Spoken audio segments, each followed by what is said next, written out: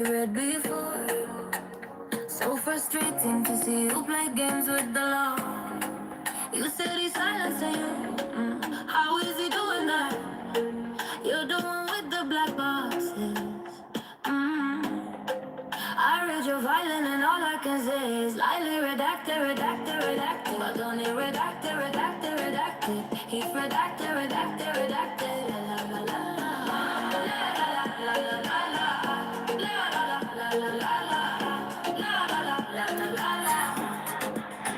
Your narrative spin just made me glad my eyes couldn't roll for enough back. Good morning. Oh, my throat. Good morning, Jess, Rachel, Vamps only. You're at work lurking.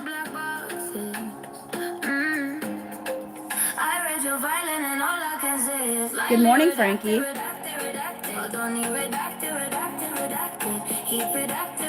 I am live, girly. Katie said, look at me accidentally on time. Gilda was like, sing along. Hey, Karis. How do I know all the headlines keep people speculating? You said he's silencing you. How is he doing that? You're the one with the black box. How do you choose your beats even so catchy? Well, I had a specific I have a vision of like how I want it to sound.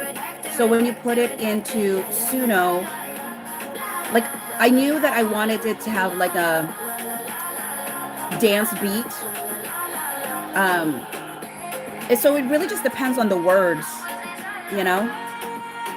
It's always dependent on the words. Like this vibe feels connected to redacted, redacted.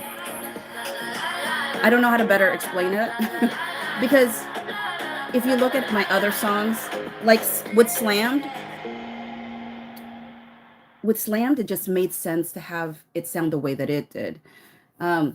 So usually when I put a prompt into Suno, it'll like spit out a kind of music, and I listen to it and I go, does that make me feel what I need to feel in order uh, to feel like it's conveying my lyrics? And if it doesn't, then I'm going, well, why is it not? And it's either how the person is saying the word, or sometimes it's the speed of the song, the beat of the song. And so there's some songs like the first time out the box, very rarely actually though, is rarely ever the first one out the box. And sometimes I have to listen to a bunch of versions before I actually go back to an earlier version. But the biggest thing for me is like I need to have a chorus that sticks with people's brains, because if you listen to any song, you could have you could have brilliant lyrics, but if the beat or the chorus isn't catchy, people don't keep with it.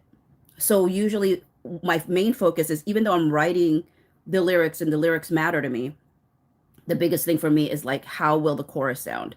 So if I can't feel like the chorus hits properly, I rarely choose it. I have to have one where not only does it convey the emotion of the lyrics, but it also is something that could be infectious enough that it stays in people's brains and they can't get it out. And I think to some degree that's why people love Slammed and how people like Redacted. Um, so I mean I feel like all of my songs intentionally have catchy choruses. Because if you think about like what people remember, they usually remember the chorus. And that's usually what people are singing. And that's kind of the point. Because the stanzas or the verses are just meant to like provide the context and provide the story. But if nobody remembers anything, the thing that you want them to remember is the chorus. So I don't know if that answers the question because because it's more of a feeling than like a technique. Because you can put the same prompt in Suno and it will put out a bunch of different versions. And so yeah, and then you just have to choose like what conveys it the best. Let's see here. Jess says this is a good jam so early. Hi, la la la la la, which is a very appropriate. That's your name because that's literally what the song's chorus says after redacted, redacted, redacted. Um, Rachel said all the beats on the latest album are brilliant. Thank you, Rachel. It was very intentional. So anybody who checked out my first album, The Court of Public Opinion, um, you could tell that I did not have a theme, right? I did not have a theme whatsoever. It was basically what I did was I put 17 songs on that album and they were all put in the order that I wrote them. So there was no like theme like in regards to what I was talking about. There was no theme in like the music, how things sounded. It was not cohesive whatsoever. You could tell it was a first shot at an album.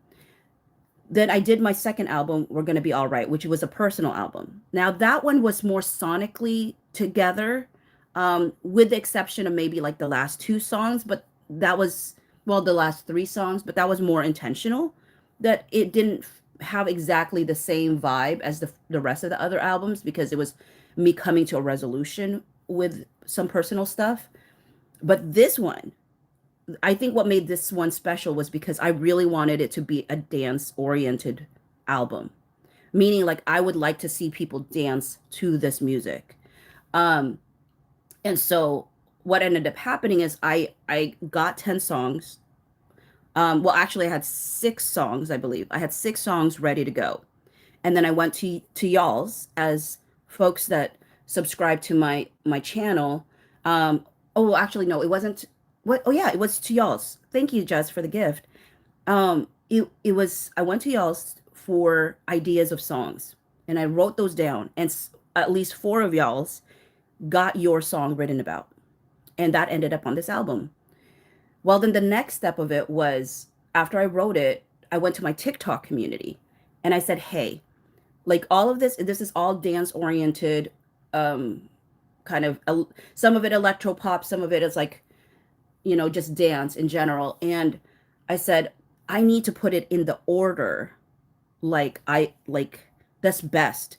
And so Zane over on TikTok helped out by really putting it in the order. And Zane was like, the truth always comes out, uh, is like the number one. Like that make because that sonically, but maybe not sonically, but lyrically really sets the stage about what this whole album is going to be about. Like you're going to find out the truth, right? The truth will always come out. And they knew that the bookend should be don't settle, right? Like that is a plea to not settle. So then uh thematically, the way that Zane decided to do it or suggest it was to have it be the folks that write what's the word that write the like it's the perspective of like Blake, which was Dragons, right? Which was the only one that I didn't really write the lyrics to. It was all Blake Lively's words. I don't know if she's going to copyright me over that. um oh, Katie, thank you for becoming a bocce bestie. I really appreciate that. um so what ended up happening, right, is Dragons, which is basically Blake Lively's words. The only difference is literally I just chose a chorus. And the chorus is the whole Khaleesi statement, right? And my friend was like, she's like, this is catchy. This is gonna stay in my head, which is the point, right? So we have Dragons for Blake Lively's perspective. Then I talk about Colleen in Traitor, and then I talk about Alex and Slammed. Now, if I were to match it with a title, maybe I would have put Slam before Traitor, but we kept it the way that we kept it. And then the only change that I made to what Zane suggested was I moved Extortion down because they originally were going to have The Truth Always Comes Out, Dragons, and then Extortion, I think. I can't remember, but we moved it down because Extortion's name got changed too because somebody suggested to change the name. So it went from Extortion to Takeover Girls. So we moved it down because um, Takeover Girls would be signaling to all the three songs that we just sang or just had done, right? Um, and then after all of that done, we had the rest of it chosen in the order that Zane suggested. So everything was almost 100% what Zane thought was best, except for the moving of extortion to behind slammed, but at the same time also Takeover Girls replace the title of extortion. And I'll probably write a song called Extortion. Somebody suggested a song called Extortion, but I understood why people suggested to change the name of that particular song to Takeover Girls, because if you're listening to the chorus, it starts off with Takeover Girls. And so that's more like in your brain than extortion. The word extortion is not going to be what sticks in your brain. So, so the other thing that's so cool is my original title for this album was going to be Backstabbers and Traitors. Well, I did a post about Blake Lively, Alex Sachs, Colleen Hoover, and Christy Hall when I was doing my tinfoil hat moment. And I said, I don't know if there's maybe this takeover happened even earlier, but I don't know. And I was just playing around with it. And then Love Monica 46 on YouTube was like, The Backstabbers, and put it BACC. And I was like, oh my word, that should be the title of my album. And it's kind of a genius title.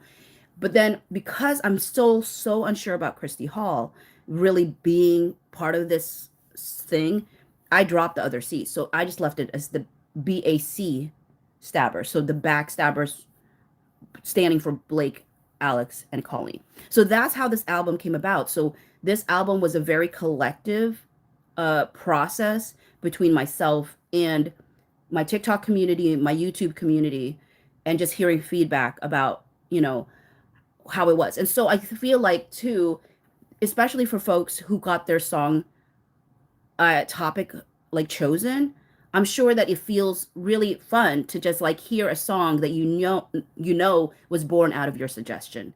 And I don't know if I've never heard, I don't think I've heard from Love Monica again, 46, not recently anyway, since that comment that they made.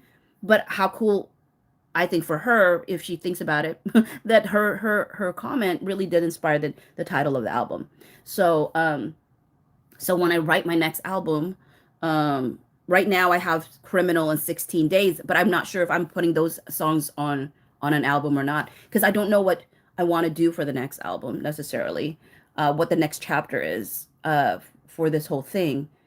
But I think I really loved how it went down this last time with how this album turned out, that I really do want to reach out to my TikTok and my YouTube community to go like, how do you all want, what's your like, what's our collective vision, so that people like enjoy this album as much as possible. And I think a lot of people enjoy the second album around this case better than the Court of Public Opinion. And I love all the songs on Court of Public Opinion, but it just doesn't have a theme. It's not cohesive.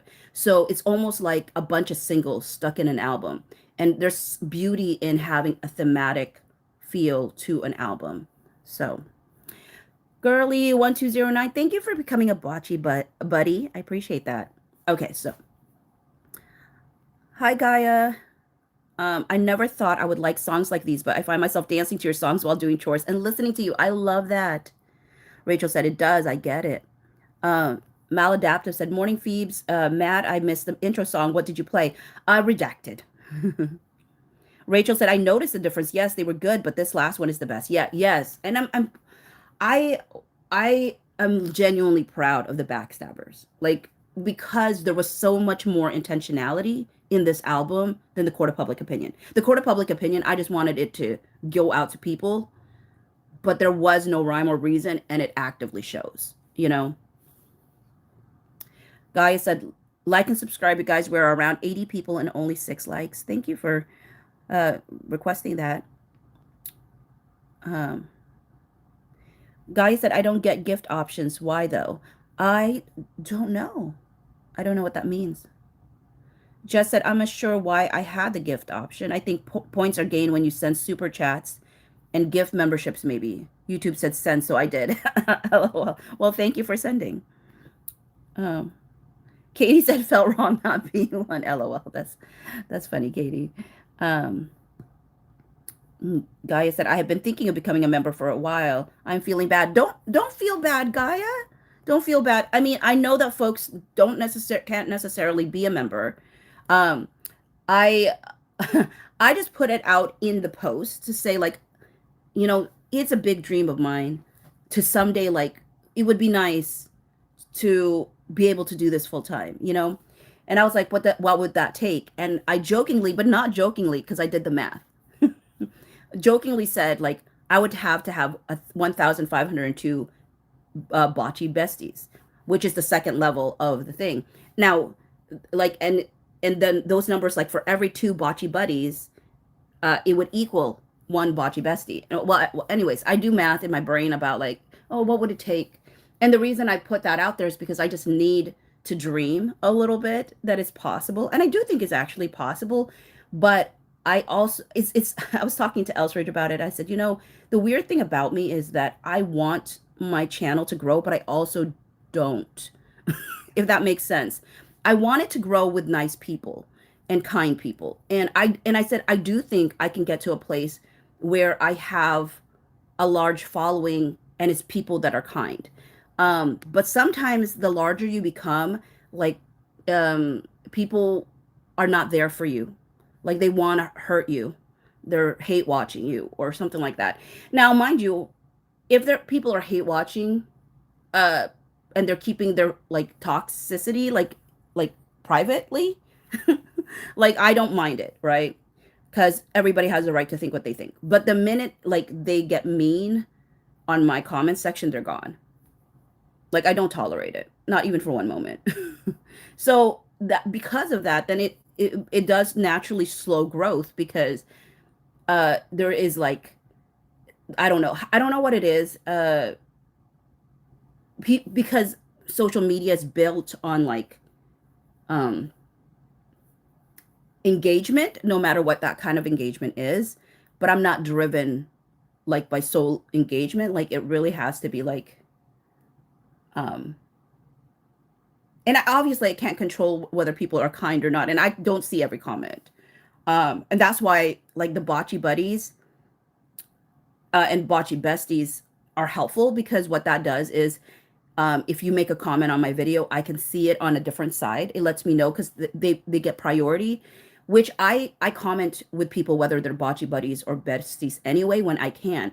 But when I have short amount of time, it is really helpful to make sure that I actually see it. Because there was, like, Trish had signed up to be a bocce bestie. I mean, not bocce buddy. And I was like, oh my word, I think was it Trish? I keep thinking it's Trish, but maybe it was a different person. Like, there were, like, two, like, comments, like, 2 weeks prior that I totally missed.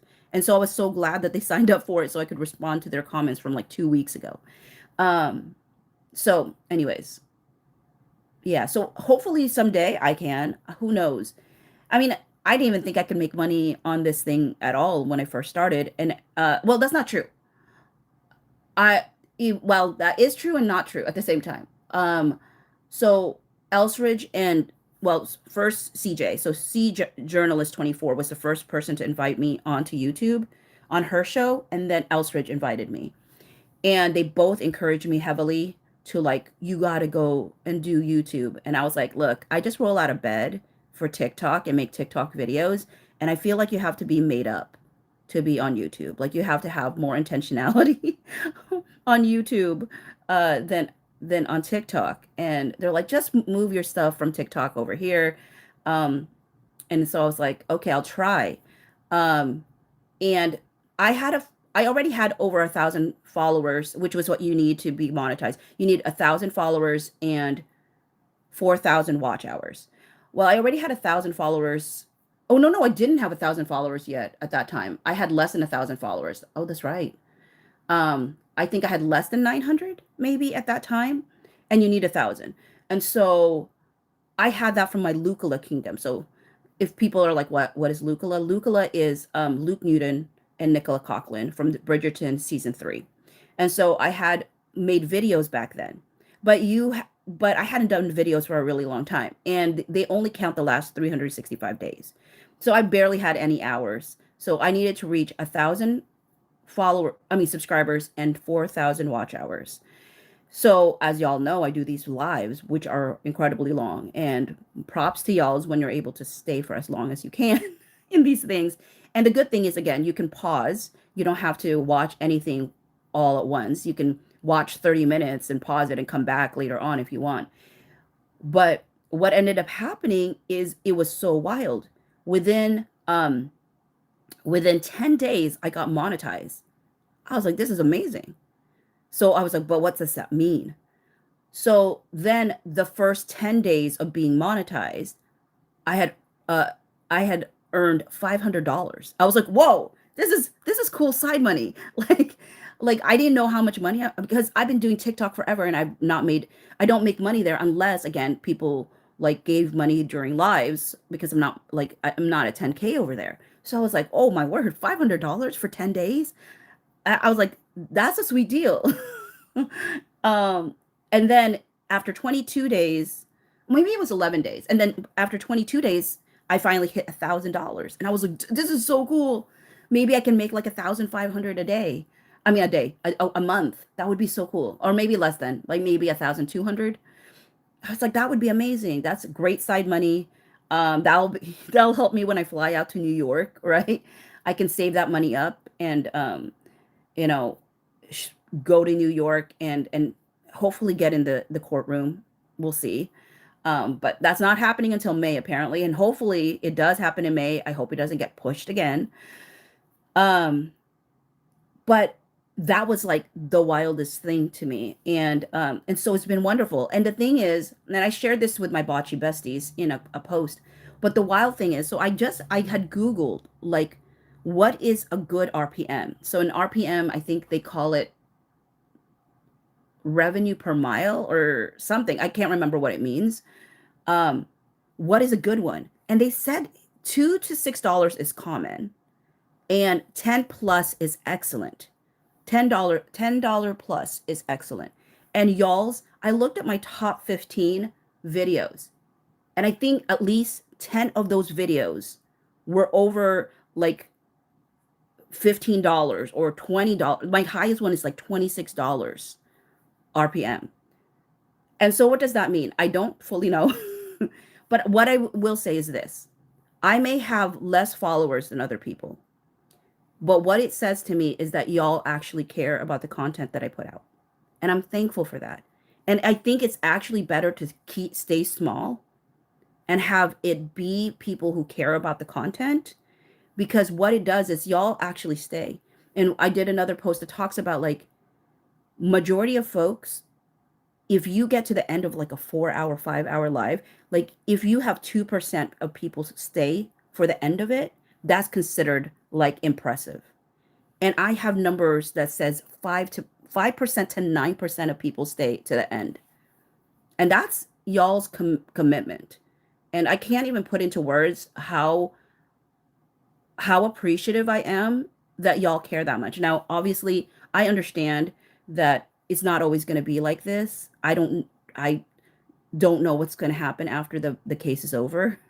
I'm weirdly excited for the case to be over, as invested emotionally as I have been to this case. I also think we shouldn't have ever been here in the first place. I'm thankful that we've made connections because of this case, but it also irritates me that we're here because of this case. Because it's honestly, this could have been an email. You know what I mean? This could have been a sit down conversation. Like it didn't need to escalate to this level. That's what irritates me about it. But we're here and we've made connections with folks, and that's awesome. And so I figure like after I stopped doing Lucala content, I didn't know what my content was going to be. And so this fell in my lap. And so I know that once this ends, something else will come about that we as a collective unit might be interested in, because there is something about like why were we interested in this case? Why are we interested in this case? What drives us into caring about this case, you know? And my best friend has asked me that, like, why do you care so much? And I think I said it comes down to like believing in justice, and also believing, like also having a hard time seeing somebody like seeing power misused. I think that's the biggest thing for me. Anyways, that was a long intro. I promise we are going to read the 56.1 additional undisputed facts, which I crack up that Blake claims that these things are undisputed, because some are definitely disputed. Okay, so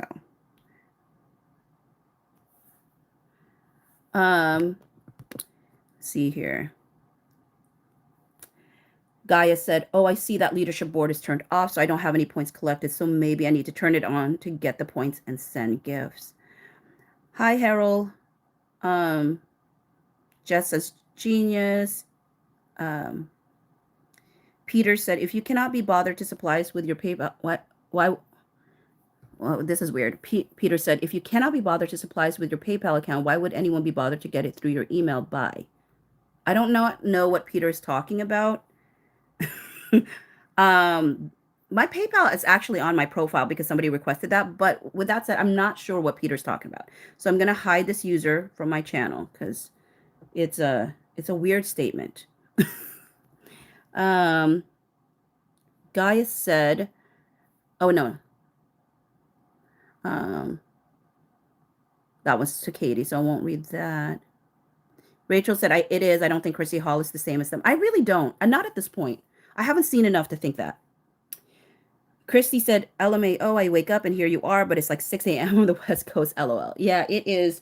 Yeah, it's 6 a.m. for me too, which I slept well because I slept over 7 hours, which is so unlike me. Maladaptive said, "Do you wake up at 2 a.m.?" Again, it's super early there, no? No, I have not. I did not. I actually woke up at 5, which was, again, very good for me. Rachel said, "It does. I'm proud of my Colleen song." Yeah. Maladaptive said, "Redacted, redacted, redacted." Prickly morning from the East Coast. Nomikai said, "You miss Zach booty popping to your song on the Unhinged Live with Lauren, Elsie, Dana, Zach, and Andy." And then Harold said, "Next title should be titled Accomplices for a Villain, Make a Song for Each Person." Yeah, I mean, in the song Takeover Girls, I had said my co-conspirators. Katie said, "Makes sense to me." Rachel said, "I want that for you, Bocce." Girlie said, "I'm happy to support a kapabayan." I mean, I have my Tagalog is horrible. So I was like, did I say that right? Kapabayan, kapabayan. Christy said, "Quality versus quantity." I agree.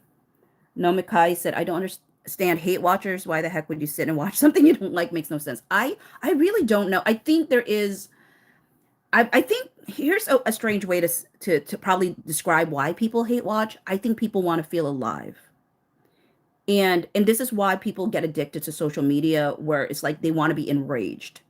Um, uh, it's something about evoking some sort of emotion. Maybe there's nothing else kind of exciting in their own life, that the thing that brings them excitement is hoping for other people's downfall.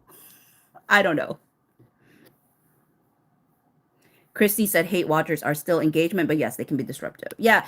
And honestly, like if I never want someone to create an atmosphere that feels unsafe for the folks that are in my space that actually care about the stuff that I'm talking about.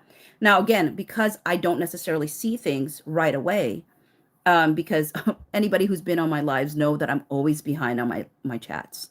Like I'm always behind. So people have written a lot of things in chat and I'm still up in the whatever level.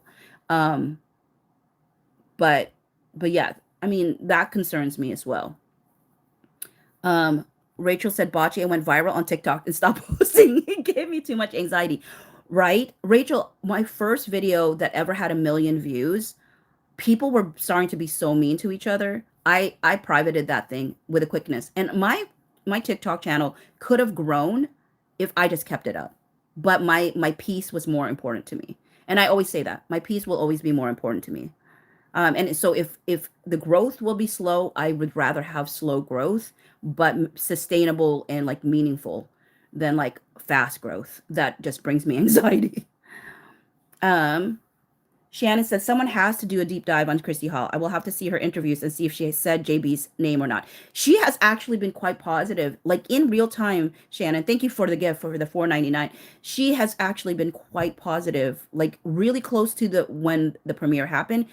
It really didn't give the impression that I did not want to do like I didn't want to do a red carpet with Justin Baldoni. She said that Justin absolutely cared about this movie and that he had made a promise to Colleen about not letting her down, and that everything that he did was to make sure that that didn't happen, and he just wanted to keep his promise to her and things like that, right? And people talk about how Christy Hall was brought in as a writer to The Husband's Secret. I get it. She was brought in 2022. But Blake Lively also weirdly mentions in her lawsuit that she's never met Christy Hall, which I thought was like, why are you telling us that? That's kind of odd. Um, but but like we don't even know if Blake Lively is going to be doing The Husband's Secret. It's still on her thing right now, but the author said that she got that Blake Lively became detached from the project, gave that illusion that she got detached from the project. So I don't really know. You know what I mean? So because people are like, oh well, Chrissy got something that's connected to Ryan. I mean, unfortunately, Hollywood is kind of small, so we're always going to find some sort of connection. I need to hear more. The fact that Christy Hall wasn't like quoted or referred to in Blake Lively's like I mean like 56.1 statement responses, either they didn't depose Christy, or if they did depose Christy, it wasn't helpful to her. Also Todd Black was not deposed. Oh, well, maybe he was deposed. Now that I think about it, maybe he was deposed, but again, she didn't use his stuff either, and he was at the January 4 meeting. So because some people said, well, he might not have any insight, and I said the January 4 meeting is a big insight. And if we were to believe that he was as shocked as he was, that he had never seen something like that in his 40 years of career, uh, maybe Ryan and Blake don't want that to be on record. Jess said, my engagement with creators goes on personality, who they truly are off the camera. It's sad to find out some creators are D-bags offline. When I get wind of how someone truly is, I stop listening. Um, I mean, that's the thing. I mean, I hope that, well, not I hope. I am. I'm very intentional about it, that who I am here is who I am offline. I mean, I've had conversation with folks about the fact that like I've had conversations with people that say, "Oh, um they claim that who they are online is not an extension of who they are in person." But I'm like, but it is. Who you are online, what you think you can show up as, how you treat people online is an extension of you in real life. You can't separate those two, and sometimes people do try to separate the two. Now, mind you, the reason I created the bocce buddies and bocce besties was, one, because people asked me, do you do memberships? And I was like, no, I didn't even think about that. Didn't even know that was a thing that I should do, or that people would even want to sign up for it, right? But the thing was, I know that people just come to consume the content around Justin Baldoni versus Blake Lively. They could care less about me as a person. They just want, like, give me the stuff and I'm going to move on, right? So I wanted to keep my account like clean for those people that just want to kind of go in and out of my stuff. But then there are people that I have engaged with in my lives that seem to care about me, right? And so because of that, I created Bocce Besties and Bocce Buddies. So the Bocce Buddies ones is more so to help me see people's comments if I miss it. But the Bocce Besties one was more like, hey, if you actually care about me as a person and you care about other things aside from the Justin Baldoni Blake Lively case, this is where I'll put it.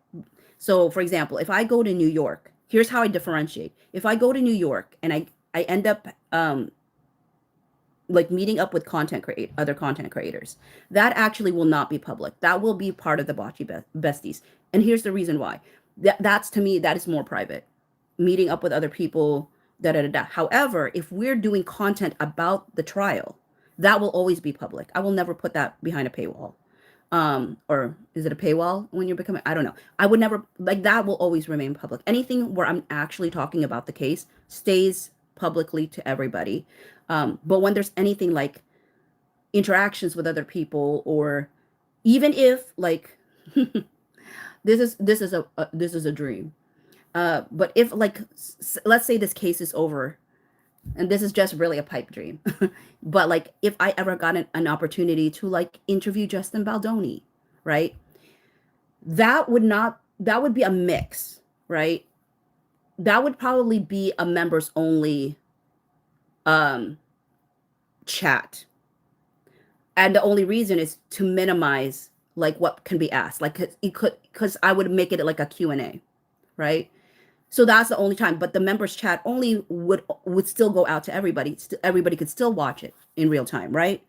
It's just that it would limit who can ask questions simply because there's limited time, right? And all of that stuff. That's just dreams. But everything that I would create will always be public when it comes to this case. Hopefully that reasoning makes sense to folks. It's never going to be like I'm going to keep things from people. That's not the plan at all. I always want things public to people when it comes to this case. It's just things that are private to myself, that just remains to a smaller group of people. And hopefully that makes sense to folks. Oh, thanks, Shannon, for becoming a bocce buddy. I appreciate that. All right. Katie said 1,000 subscribers feels like a huge feat, especially if they are in pre-existing relationships. You know, I say this to Elsridge a lot because I speak to Elsridge a lot, but CJ, first and foremost, CJ was the person that helped me get a bump that got me over 900 followers, because I was already at 800 something, and then she helped me like bump up to like 900 something. I can't remember what it was. I will say that the majority of my new followers came from Elsridge. And I always say to them, like, I wish I came to YouTube earlier, but I said, but at the same time, I think I wouldn't have quickly gotten the bump that I did without Elsridge and CJ, because I think it was just a perfect storm. You know what I mean? So yeah. Jewel said, woot woot, Bocce's life. Thanks, Jewel.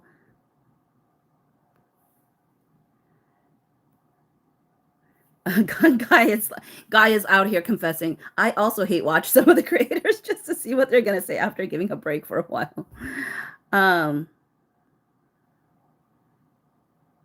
Katie said, I'll hate watch like Prickly occasionally, but I don't like getting in online fights because my Scorpio comes out and she's scary. LOL. Carolyn said, well done. I really like listening to your content. Thank you, Carolyn. No wonder I was like, I missed Prickly's messages, because whenever people at someone else, I figure that's a personal conversation, and so I never read it. So I was like, why are people talking about Prickly's? And I realized Prickly had at somebody. Oh, Gaia said it is revenue per mile. Mile means thousands. Oh, milli or whatever. MILLE. Oh, that's what it means. Oh, thank you. I Googled. Okay, that's good to know. I thought it was per mile. I didn't realize it was whatever that is. MILLE.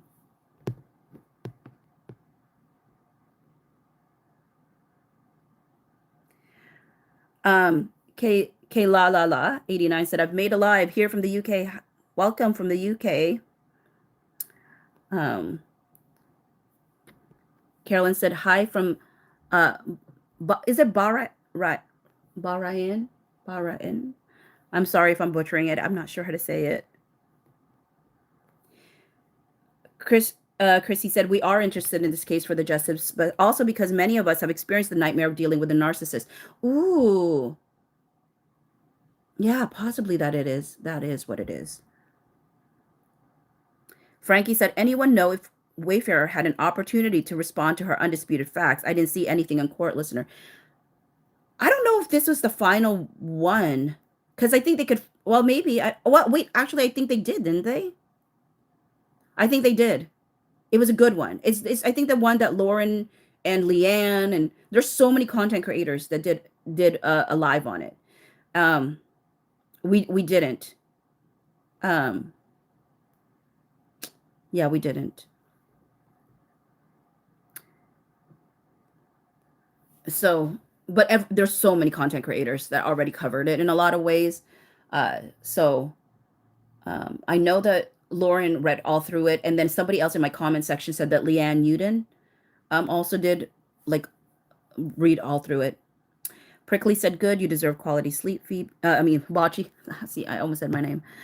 Which people said, do I say your name or do I say your like say Bachi? And I said, you know what? If you've been on my live for long enough and you know what my name is, then you can use that. But I'm like, but I do like Bachi as well. So Gaia said, I don't fight with anyone online because it ain't going nowhere. K La La La said, it's strange we haven't heard anything from Chrissy. Um, Fatima Ben said, is Chrissy a real person or maybe AI? Um, I've seen like she seems like a nice person. Now, it really interesting was somebody said in somebody else's comment section. I think maybe Elsridge and I were doing a live, and they said that somebody slid into their DM that supposedly was Christy Hall's like like relatives of some sort that said she was completely surprised by the things that had happened. Now, I don't know how valid that person who slid into that person's DM was, but it stayed in my brain as well because I was like, I don't see anything. And here's the thing that sticks out to me about the whole conversation um between what do you call it? Ange and Alex is literally Ange is like the amount of people that are coming out right now is almost I have a hard time believing it. Like she was so shocked that everybody was coming out with something all of a sudden. So, and that's why she's like, do you recall anything back then in regards to Christy Hall and all that stuff? So I feel like there's a part of Ange that didn't trust what was happening a little bit. So it's going to be interesting to read what Ange says in her deposition. That's all I gotta say. Rachel said, I deleted my viral videos too. Peace is better for sure. It's a great outlook. Quality over quantity for sure. Now, Rachel, I do still care about those viral videos. I never delete them. I private them because once if you delete them, all the likes and whatever disappears. And so the best way to do it, if you go viral again, Rachel, is just private it and just keep it only to yourself, and that'll retain the number up above so that they just know that there was one point in time you went viral. You know what I mean? Um, Katie said, I didn't realize the husband's secret was 2022. Makes sense, I guess, because things take so long to develop. Actually, Katie, it's been since 2017. That's why I don't think this movie's going to be made. Blake Lively came on to the husband's secret back in 2017. They only attached Christy Hall in 2022. And the director starts with a K. I can't remember what her name is. Only in 2022. So literally it sat there for 5 years with no movement. So that's why I'm saying it's not going anywhere. There's so many things that Blake Lively has announced that her company was going to do that did jack squat. So I don't believe it until I see it. Rachel said, Bachi, I'm actually interested in you. I love how you view things, how you view the world, and how vulnerable you can be. Most of all, your honesty. Thank you, Rachel. I appreciate that. Maladaptive said, CJ is incredible. She really is. And it's so wild. Both actually with CJ and Elsridge. Like, my mind was blown because one, when CJ reached out to me one time, when she first introduced herself, I was like, and said she really loved my content. I was like, shut the front door. Because I was like, but aren't you like big like on X? like I knew she had so many people like because I would see CJ stuff everywhere. So for her to know who I was like, really? You know me? Like that's so wild to me, you know? And so same thing with Elsridge. I had been watching Elsridge's stuff for a while and I was like, oh, she's so amazing. She's so funny. She's like all these things. And when she reached out, it was she's such a like a genuine person, really is very authentic, like, and cares deeply above and beyond herself. She's got a very giving spirit, and I was like, wow, like I never thought her and I would connect. Like, here's the thing that actually really surprises me sometimes. I always feel like a very, very small content creator, both in TikTok and in YouTube. So whenever people actually know I exist, I'm surprised. Um, and I just found out Jersty is how I should say. I used to say Kirsty Flaw, but I guess it's like Jersty Flaw, which I didn't know because it's Norwegian. So I had been butchering her name, and I don't even know if I'm butchering her name now.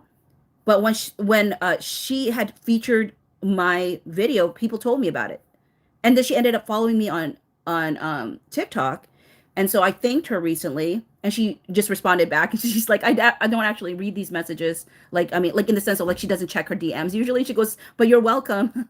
She goes, you're doing a good job or whatever. So like that surprises me. Like I don't ever think that like the larger content creators know who I am, but then sometimes I'm surprised, like genuinely surprised.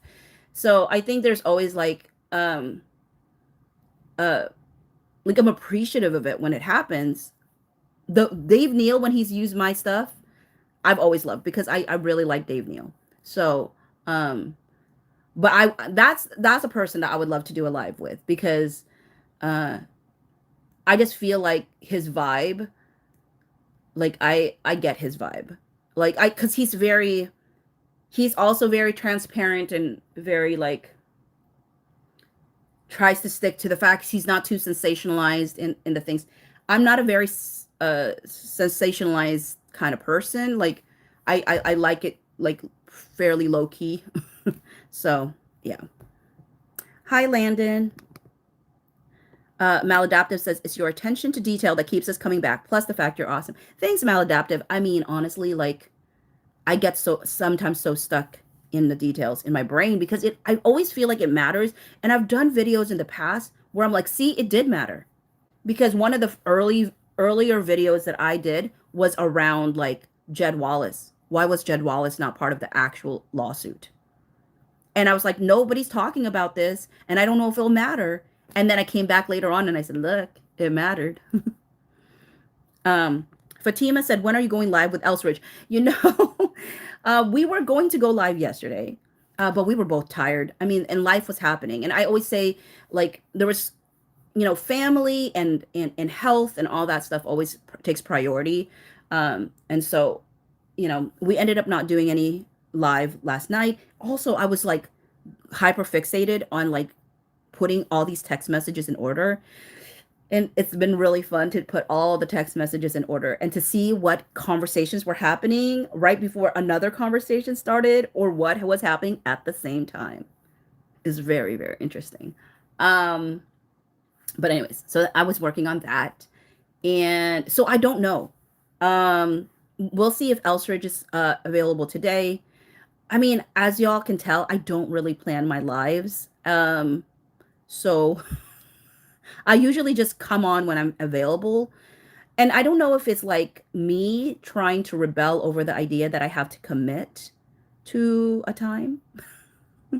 I think that's part of it.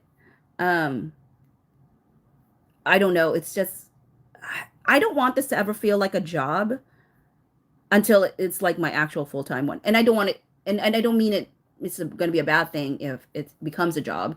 Obviously, it would be awesome to have this be as a full time thing. But if it was a full time thing, then I would feel more committed to like letting people know when I'm coming on, because then I would have more of a plan because I have more freedom to actually plan for it. But because so much of my life is still like with a regular job and doing all these things, like I do it when I have the stamina or I have the strength to do it. You know what I mean?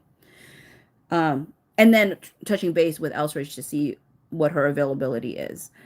But she's so amazing. Honestly, y'all, it's like Elsridge is one of the best people I've encountered. Like truly, truly, truly kind. Um, Whitney in the garden said, "What up, Bachi?" Just doing a bunch. Um, Landon, I don't know if you accidentally just like your hand slipped on your keyboard and made a bunch of random uh letters there, but hopefully you're doing all right. Holly, good morning. Maladaptive said Emily. Jess said 200 lurkers and 30 plus likes. Hit the like button. Thanks, Jess.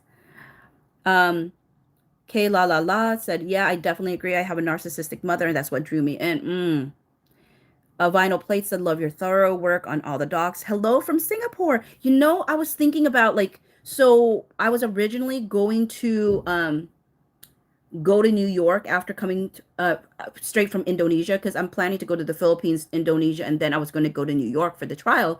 But New York is not happening anymore because the trial's not there. I mean, got moved, right? And we were thinking, my siblings and I were talking about oh, where could I go instead if I wanted to not stay all the whole time in Indonesia, like what other places. And Singapore came up, so I was like, maybe. So it's kind of fun to see you you say hello from Singapore, because I'm like, oh, maybe that's the location that I was thinking of visiting. Denise said revenue per 1,000. Prickly said, did you see the Flaw interview with Dana where Dana said BL's mother has a reputation of being difficult? Maybe Ange is aware of those accusations and began to wonder mother like daughter. Interesting. I mean, Blake Lively does refer to her mom a lot and all the lessons that her mom taught her. And the lessons that her mom taught her were good if done well, but if not done well, can really be damaging. So I like that statement of never say no, like never accept no for an answer is a good thing in regards to resilience and not being discouraged by things that other people might view as failures and pushing through and all that stuff. That stuff is good.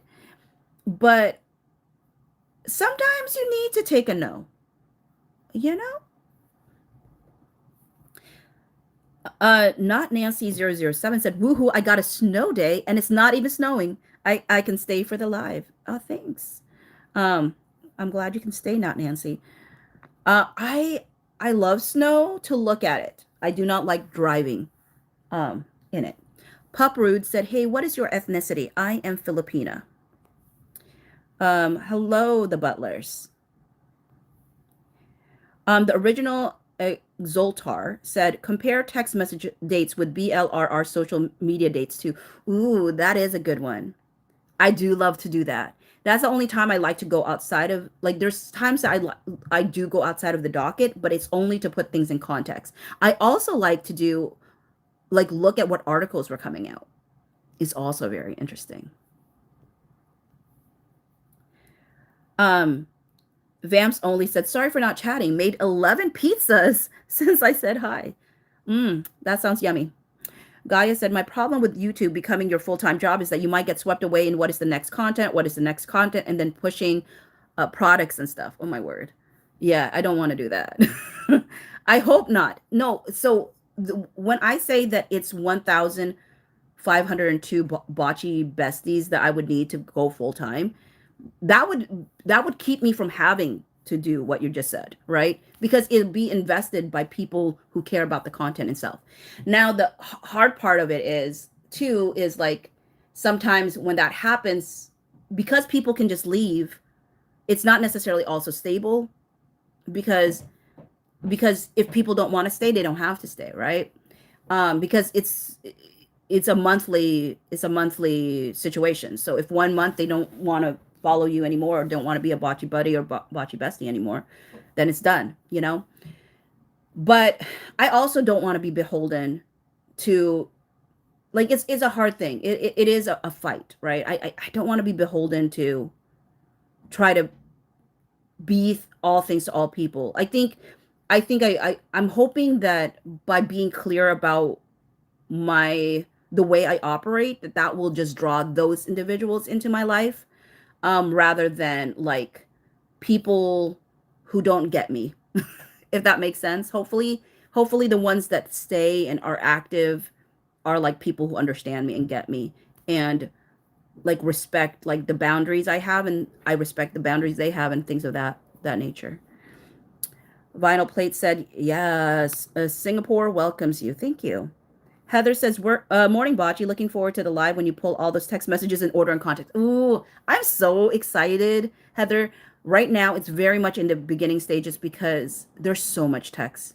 There's so many text messages, and thankfully, like a lot of the attachments nowadays have like the the correct times more than some of the things in the lawsuits themselves.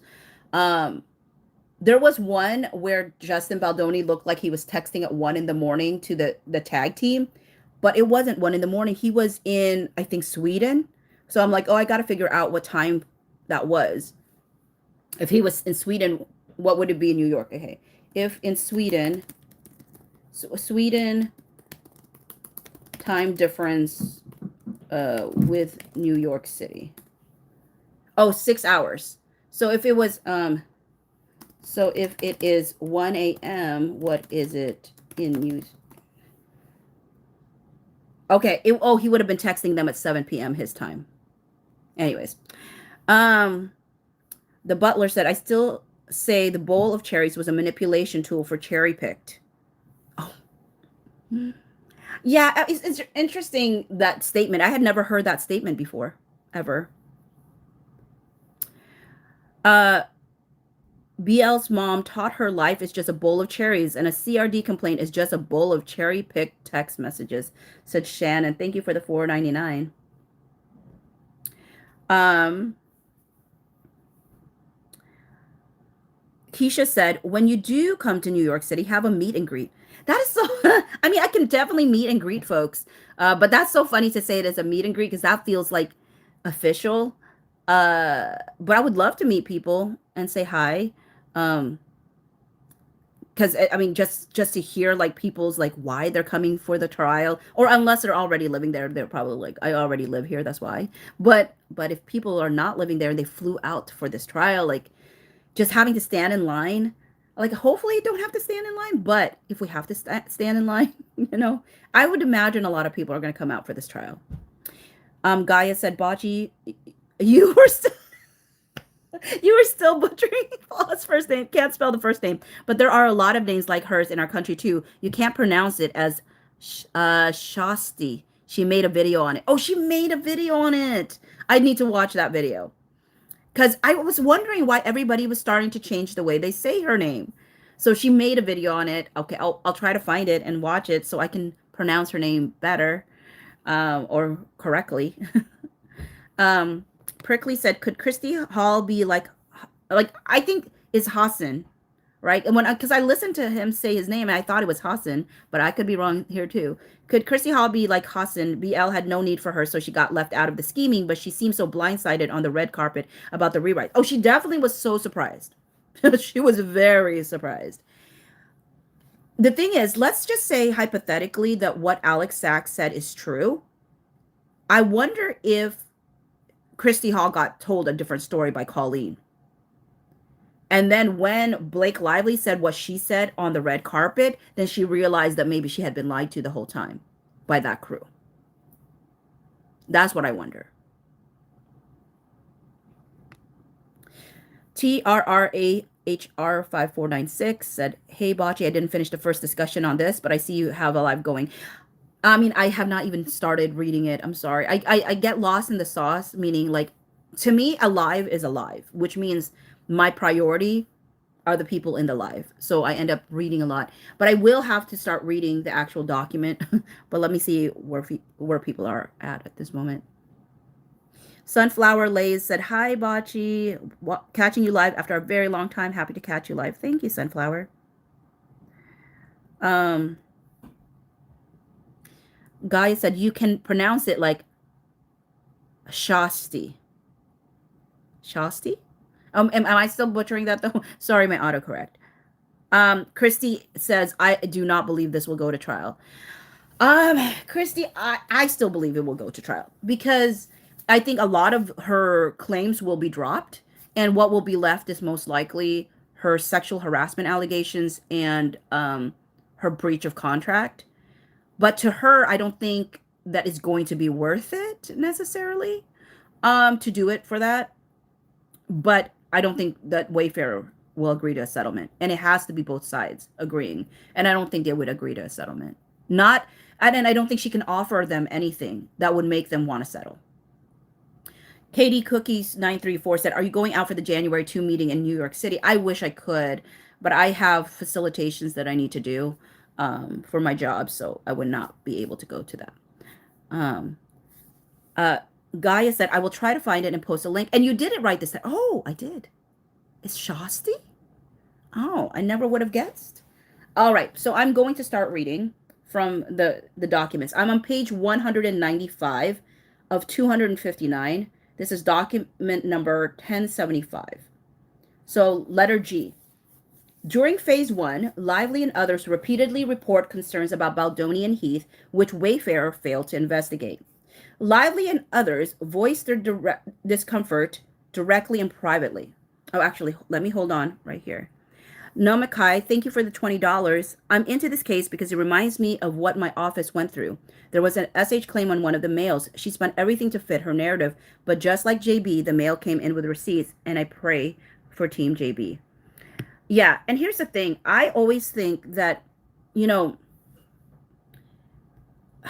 the heart of Me Too, right? The heart of Me Too is that people get a chance to be believed, right? The heart of Me Too means that we don't assume that just because of someone's gender that they're believed automatically. That was, I think, the heart of it originally. Meaning, like, in the past, men were just believed automatically, and the women were never allowed to be believed. I think it then became what was the issue with men, which was they were just believed specifically just because they were men. The victim was never believed if the victim was a woman, or any victim, I guess. But it's harmful to just believe her when he's coming with so much proof that in real time, that was not what was going down. And I'm thankful that the majority of her accusations came in front of a camera. And it was an interesting choice that she did that too. Usually most people, when they claim that somebody's being that bold, would not be doing it in front of a camera. And so to see the way she portrayed things versus what we see with our own eyes, I'm like, again, I can't say that she didn't feel anything, but for her to misrepresent what was happening, it makes me question her credibility. Okay, so going back to the letter G. During phase 1, Lively and others repeatedly report concerns about Baldoni and Heath, which Wayfarer failed to investigate.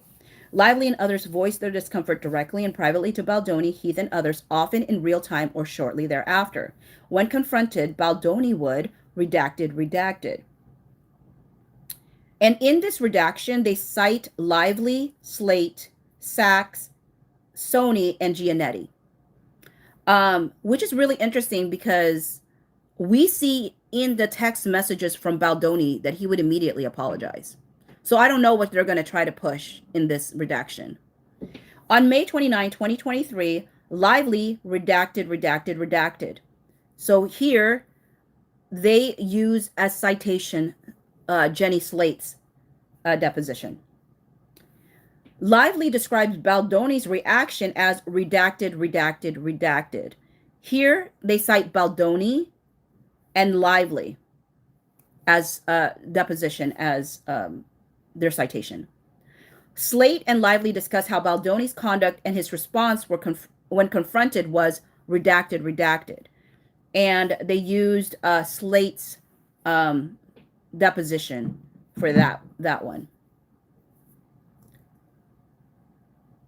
I think a part of me gets annoyed when she jumps, when her lawyers jump, they don't do things chronologically, they do it thematically. So right now up here, they talked about May 29th, and then they bounce back to May 24th, and then they go forward to June 4th. That kind of stuff annoys me. Like, do it chronologically so we can get a sense. Don't do it thematically. This is the reason why when they said that the 30-point document was written contemporaneously, I said, no, it was not. It was written thematically, and it was meant to emotionally grab people and make them feel a particular way. So on May 24, 2023, Lively texted redacted. That same day, redacted, redacted, redacted, redacted, redacted. On June 4, 2023, redacted, redacted, redacted, redacted. They're using Slate here as the deposition for the June 4, 2023 statement.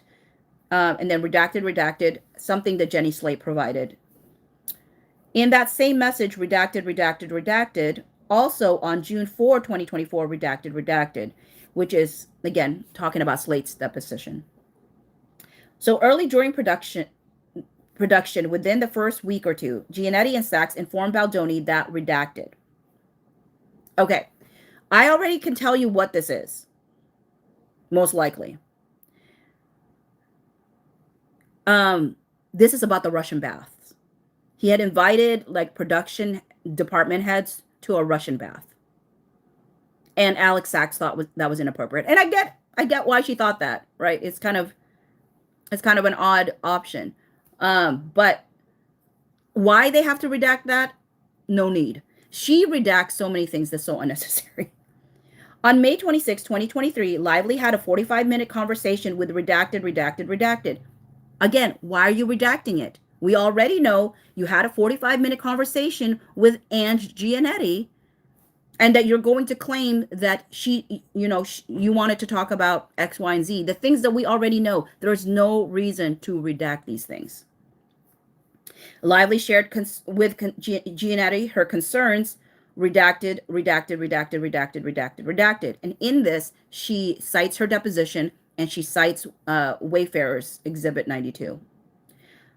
After Lively told Giannetti that redacted, redacted, Baldoni, Lively took notes, contemporaneous notes of her conversation with Giannetti.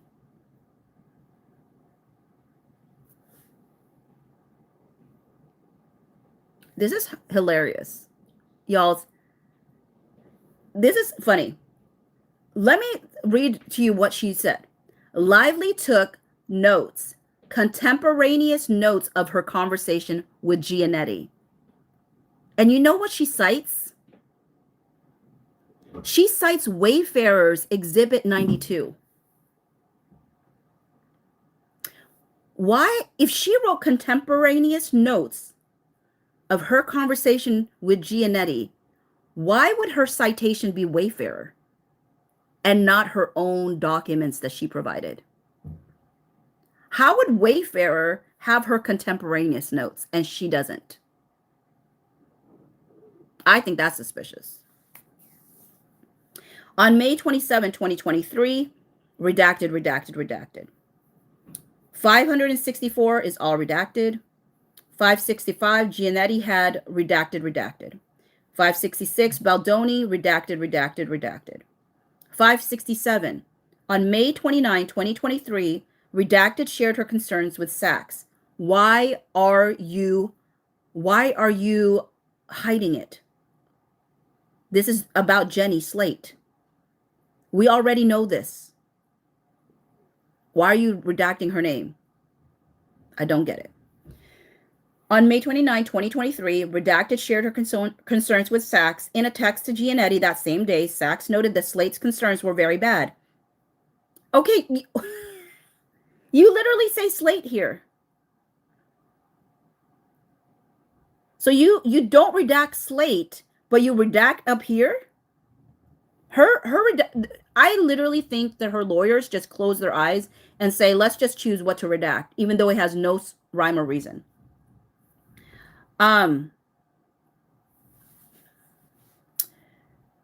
So on May 29, 2023, redacted shared her concerns with Sachs. In a text to Giannetti that same day, Sachs noted that Slate's concerns were very bad and stated, I think we need to replace our director, and Heath should not be on set.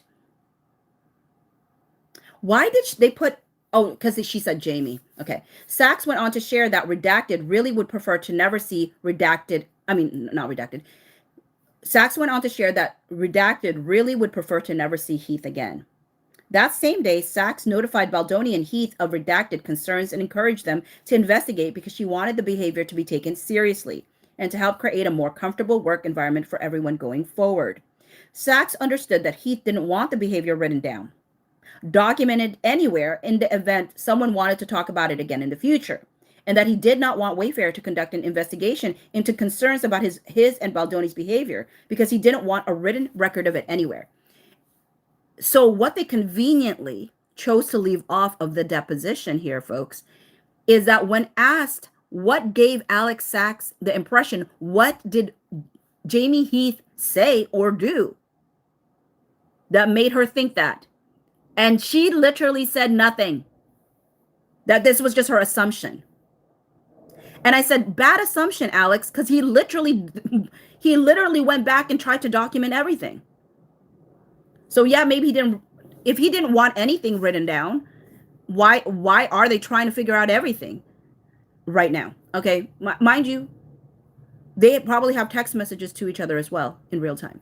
But the fact that they don't share that Alex Sachs, when asked and probed to share what gave her the impression that he didn't want anything written down, she could give them no answer. She said there was nothing that he said or did that made her think that. She just thinks that that was the case. Sarwitz, redacted. When Baldoni and Heath shared, redacted. Michael Robbins, AWI-CH, an expert on harassment, discrimination, and other employment matters, opined that redacted. On June 1, 2023, Lively attended an in-person meeting with redacted. I love that she attended an in-person meeting. Lively, you're the one who requested that meeting, and this is how you requested this in-person meeting. Hey, you guys, do you have 5 minutes to just talk about things? I'm just so excited for us to get everything, to have things start on the right foot, or whatever she said. She always does this casual thing while she's ready to drop hard things on you. I mean, she literally, the way she introduced this in-person meeting was she just asked them for 5 minutes of their time. Although Lively redacted. After the meeting, Sachs texted Giannetti, redacted. Neither Baldoni nor Heath redacted. Baldoni saw redacted. Baldoni redacted. On June 15, 2024, Giannetti texted Sachs observing that redacted. We already know what's going to be behind there. She observed that everybody suddenly has something uncomfortable or weird or bad to say about Baldoni. Sachs responded, it's only when Jamie, this isn't fair nonsense and revisionist history comes up that I'm like, come on, guys.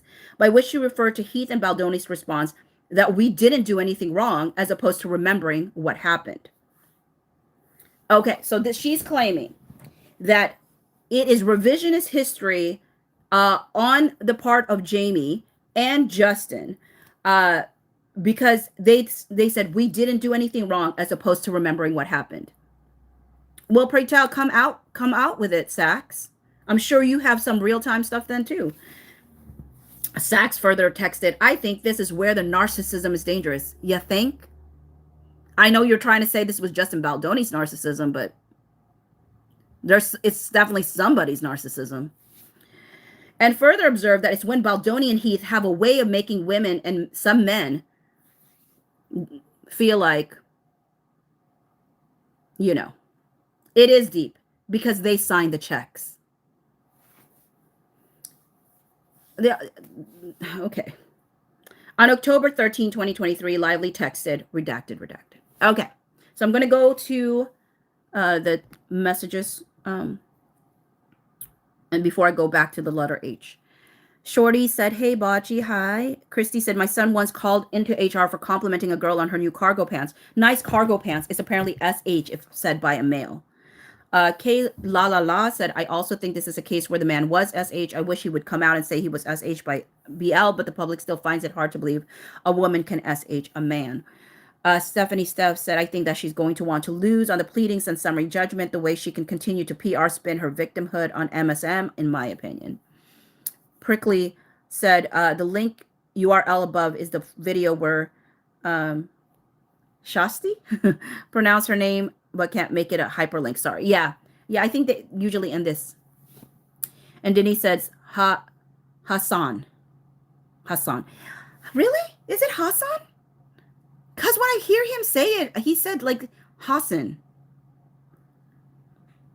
That's why I keep saying it like that, because I've listened to him say it a lot of time, and I feel like he said Hassan. Um, Jules said, I think BL was looking for possible SH activity. Chrissy's, oh wait, no, that one's to redact. Gaia said, lively word of the year, redacted. Christy said, LOL, spin the wheel of redaction. Ellen said, they redact names to make it look like it was more than just her and Jenny. Um, but in context, we know it's just one person, and it's just weird to do it. Jules said, AS gave BL notes on how to take over a movie through SH accusations. Gaia said, I was once asked what was my fave, $3 times position, and a bunch of stuff. But two people who were having an office affair, I answered vaguely, and they made so many S jokes in front of me. Look at BL here. Uh, uh, K, oh wait, K Aloha Lee said hello. Hello, everyone. And hi, TRR. Okay. So before phase 2, Lively negotiates protections that Wayfarer agrees are reasonable and again reports her concerns. On November 9, 2023, Lively, through her attorneys located in California, sent Wayfarer a document entitled Protections for Return to Production, the CRA. Letter requested Wayfarer agree to implement 17 protections to ensure a safe set going forward. The CRA provided, among other things, and so I'm not going to read these because we've already read the 17-point side agreement. They just cite point 1, 2, 3, 4, 5, 6, 10, and 17. And then Wayfarer's redacted. Mezzanine confirmed that Wayfarer agreed to all but one of the proposed conditions immediately, including the prohibition against retaliation. Heath redacted. On November 10, 2023, Baldoni and Heath sent the CRA to their PR team, at that time Jones and Abel. Oh!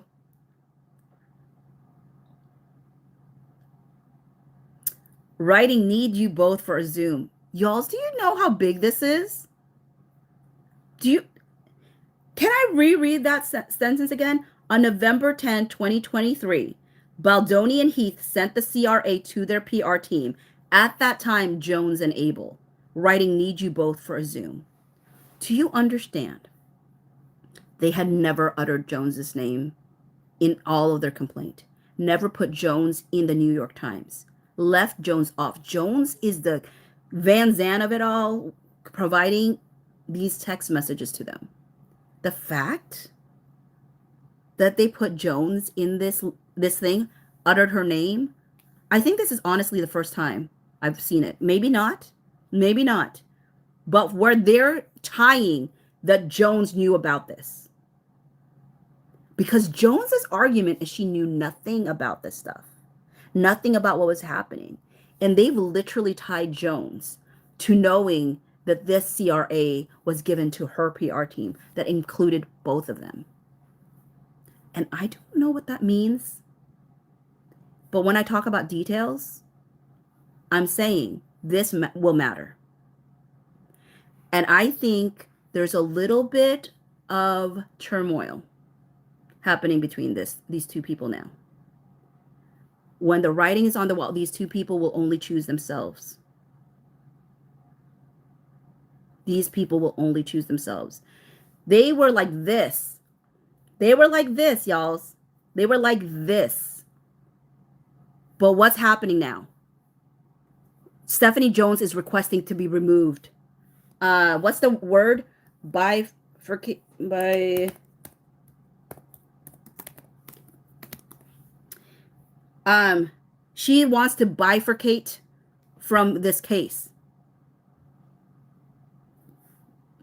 She wants to bifurcate from this case.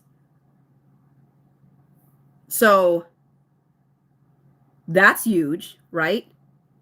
And somebody talked about how they accidentally forgot to redact Stephanie Jones's phone number. And then they put out a letter saying, sorry, here's the redacted version of this thing. We accidentally left her phone number showing. Nobody noticed until they brought it up. But I looked at the unredacted version, and y'all's, When somebody said, I think that was a signal that was intentional by Blake's team to say, don't mess with us, I actually think they're right. Because if you look at where this accidental forgot to redact section, it was literally the first text. And there were redactions above it, below it, beside it, but not the actual phone number. That is a choice. So I'm telling you right now, pay attention. I think the rift between Stephanie Jones and Blake Lively has begun. And I think they're going to see who's going to budge first and who's going to give up the other person first. There is no honor among thieves. And the fact that they finally said and uttered Jones's name in one of these things is huge. At the same time that they accidentally don't redact her phone number, and at the same time that Jones is saying, I want to bifurcate, after fighting to be on the same schedule as them. Something's happening behind the scenes, y'all. Something is happening behind the scenes. The details, it's all in the details, right? On November 12, 2023, Baldoni texted his redacted. On January 4, 2024, one day before filming, redacted. And then all of 587 is redacted. 588 on January 4, 2024, before that meeting, redacted.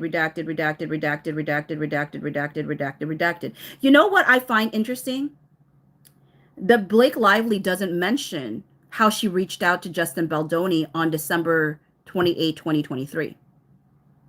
She intentionally doesn't mention that, conveniently, that this all hands meeting that they end up having on January 4, that she literally reaches out to Justin Baldoni, only emails him, doesn't email anyone else, only his email address, on December 28 and 2023, and says, hey, do you want to meet on January 4? I would be fine if it was just you. But, Jamie might be busy, might not, whatever. Like, Jamie can come too if he wants. But, if you want, you could also bring Todd and Ange and Alex or whatever. But, like, she literally gave it up to him to decide. If this was an all-hands meeting, as she claimed, that was equal to her 70-point side agreement, she would have put everybody in that email already. She didn't. She only emailed Justin, who forwarded it to Alex and Todd. And then Alex forwarded it to Jamie, Ange, and Chris. And that is the only reason we had all of those people on January 4. But if Blake Lively had her little grimy hands on it, she would have just had Justin Baldoni alone in her apartment along with Ryan Reynolds to be reamed out without witnesses.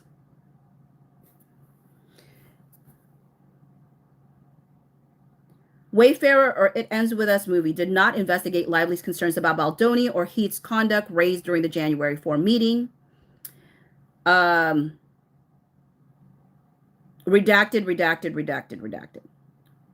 Heath believed Lively's concerns were redacted. So let's see here. Where did I stop before?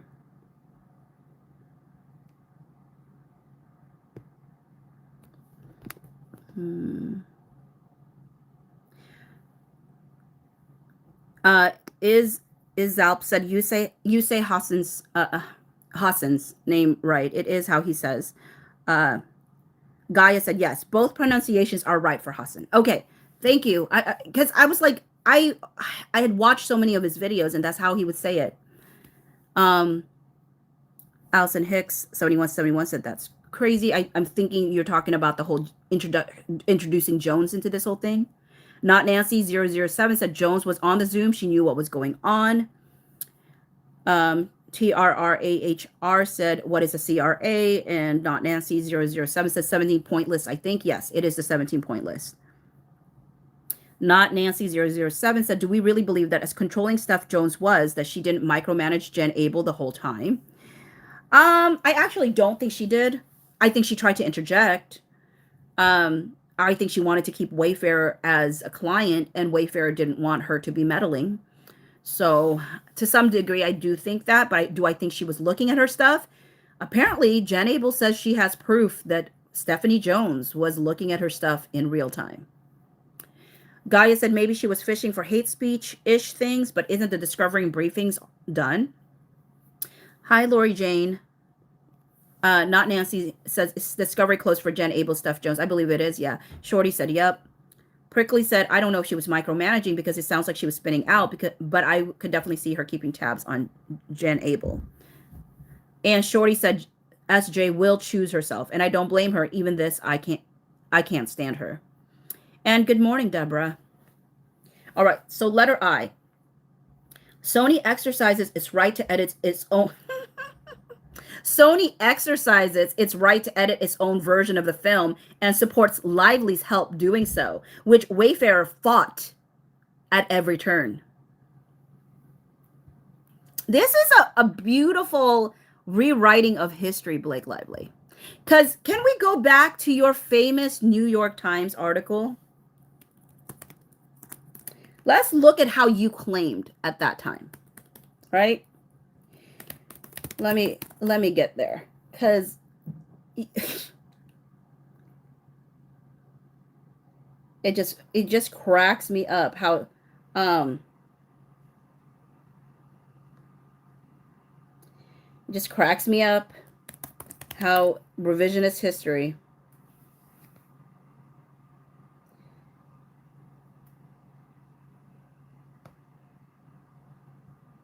okay. This is how she talked about it with New York Times. And remember, Megan Twohey is on record saying she spoke with Blake Lively. So the only person that could have told Blake Lively these things told Megan Twohey this is Blake Lively. It says this. By the spring, Miss Lively told people she worked with that the men's behavior had improved with the new protections. But she was now in a creative battle with them. With the support of Sony, the film's distributor, she made her own cut of the movie. Her own cut of the movie. Bringing in editors and a composer and adding one of Miss Swift's songs. In the end, Sony and Wayfarer went with Miss Lively's cut. And she got a producer credit. If you tell the truth, you don't have to remember your lies. And I'm more likely to believe what you were saying back in December, Blake, when you wanted everybody to know that you did everything. Your I, me campaign in August to tell everybody you did everything. Oh, what I did on screen is not anything close to what I did behind the scenes. We know, Blake. We really know. So now you're changing your tune, right? Now it's not your own cut of the movie. No, I didn't take over. Not at all. This was Sony. Sony wanted me to do it. Get out of here, Blake Lively. You can't keep your lies straight. During contract negotiations, Sony rejected Baldoni's attempt to secure redacted. The distribution agreement provided Sony the right to redacted. In or around August 2023, Lively redacted. The editing concerned Lively redacted. With Sony support, redacted. Lively did not receive extra pay or a promise of a producer credit for her work on the edit. This is again why you can't keep your stories straight, Blake Lively. You literally said in this same document, like hundreds of points ago, that you got producer credit in July 2, 2023. that you negotiated a producer credit on July 2, 2023, which I knew was a lie.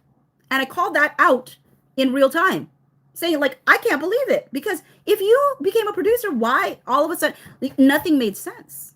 And now here you are. You can't even keep your lies straight within your own document. Now you're saying Lively did not receive extra pay or a promise of a producer credit for her work on the edit.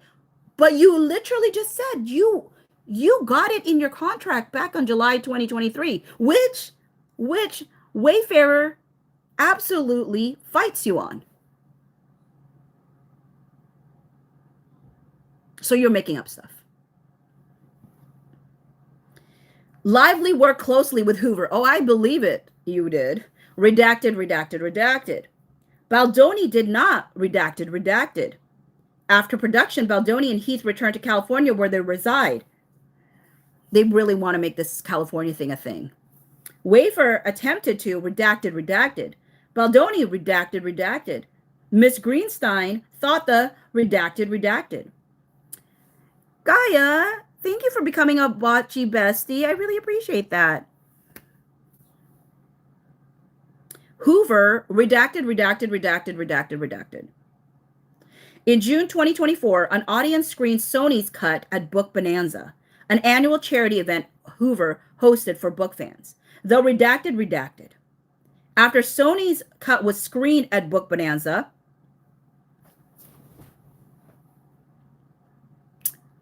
Blake, you act like we don't have access to this Book Bonanza interview you had. You literally said that Sony did not want you to show this movie. They literally said the compromise they made with you is 20 minutes. But you took it anyway, and you did what you wanted with it anyway. And people thought it was just shtick, like a jokey joke. But from all accounts, it sounds like this was always your plan. Now, mind you, Justin did say that you were going to show the whole thing.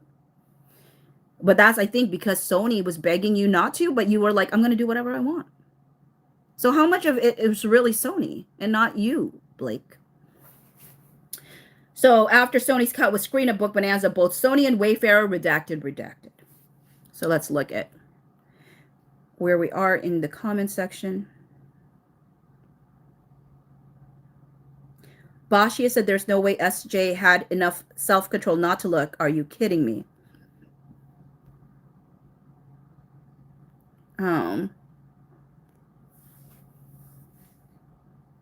Lori said Blake thinks she says all this enough times, people will believe, even though the story keeps changing. 100% it keeps changing.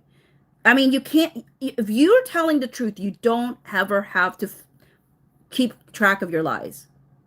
What is she going to do now? Say that the New York Times was wrong?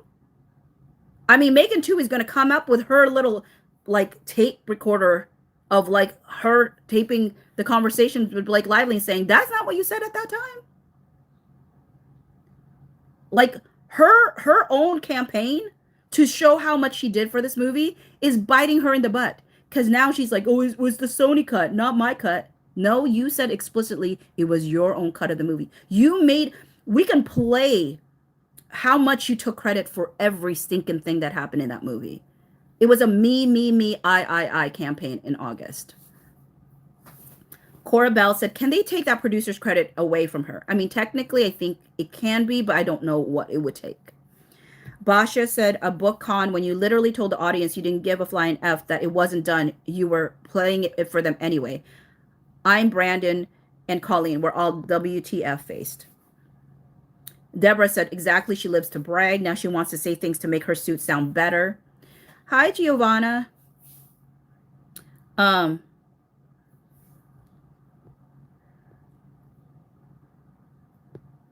Christy said they made her put Justin's cuts back in hers because hers sucked. I mean, they did put in a lot of his stuff back in. Yeah. Basha said, why did Sean Levy call Baldoni and try to twist his rubber arm to give you control if you've had it from the beginning? That girl, you're saying stuff and moaning about what got you pity. Christy said she wasn't promised this. She extorted it. Basha said Brandon and Colleen genuinely looked shocked. Well, Brandon even said, I haven't even seen it. Christy's like, it wasn't Sony's cut. It wasn't. It wasn't Sony's cut. She can make it Sony's cut after the fact, but she was very proud. She said it with her whole chest that this was her cut.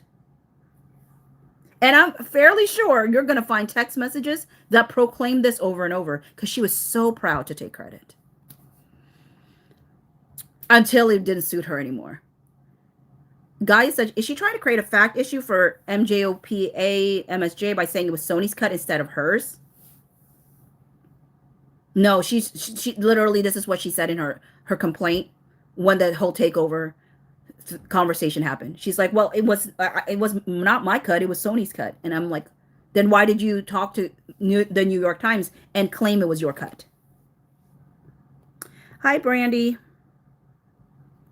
Not Nancy 007 said Blake thinks her helicopter hands will make people forget what she's talking about. And Bashia said, in all honesty, was it Ryan's cut or Blake's cut? I mean, it probably was Blake's cut, to be honest. Ryan was too busy with his Deadpool and Wolverine stuff. I'm sure he had input, though. KY, is it, maybe it's Kira.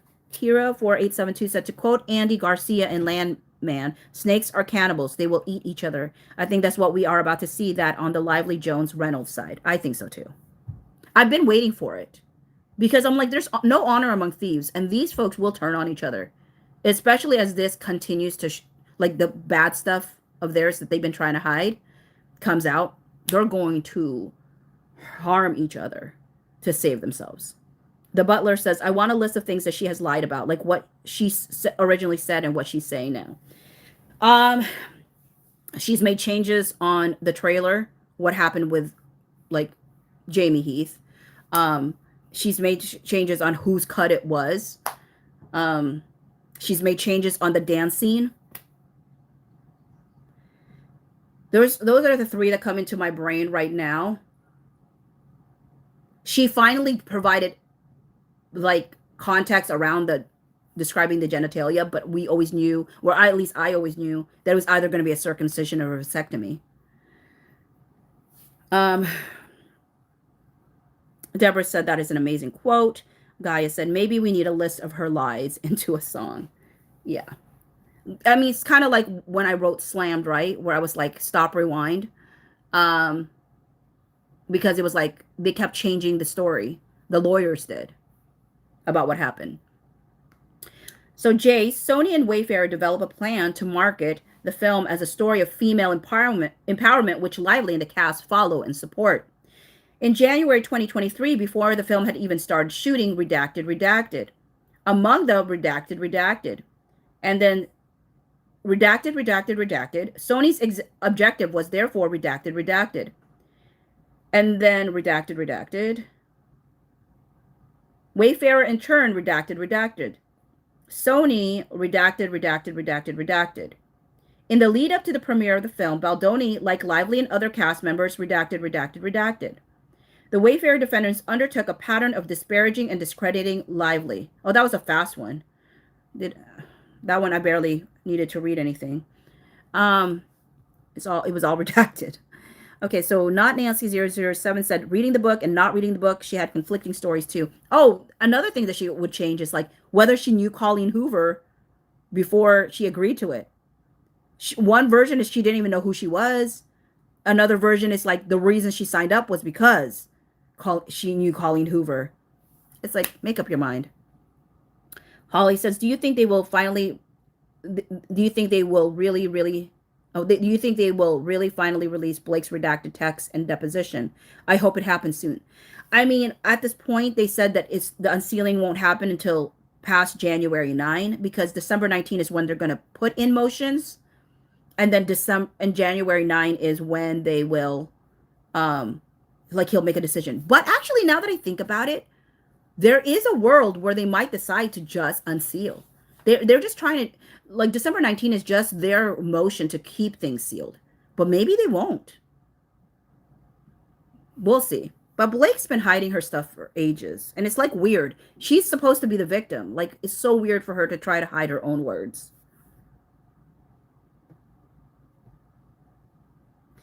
Caitlin said if they settle, Baldoni can't appeal. I mean, it's settled. So, but they're not going to settle. Gaia said no, Baldoni can't appeal if settled. Yeah, they're not going to settle. De- Deborah said I can't wait to see Blake's deposition and text unredacted. Me too.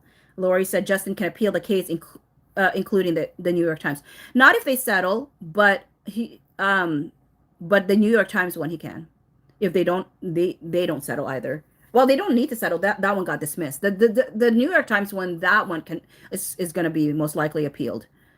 But if they settle with Blake Lively, you know, though they could settle with for Blake Lively for her lawsuit, they could still appeal under dismiss one. But if they settle with her, I don't think that they would then pursue appealing their lawsuit. But I have no idea. Giovanna said contradictions about having read book. Presumably, the court is going to unseal before hearing. Gaia said yes. BL deposition is something I'm really looking forward to. Maybe she is hiding it so they can be released if they settled and save herself. Is it Inhojama? Said, hi, Bocce. I think December 19 for third party like Sony and Tease possibly, but everything else that was used in MSJ and MJOP we should see. Really? Let me see real quick.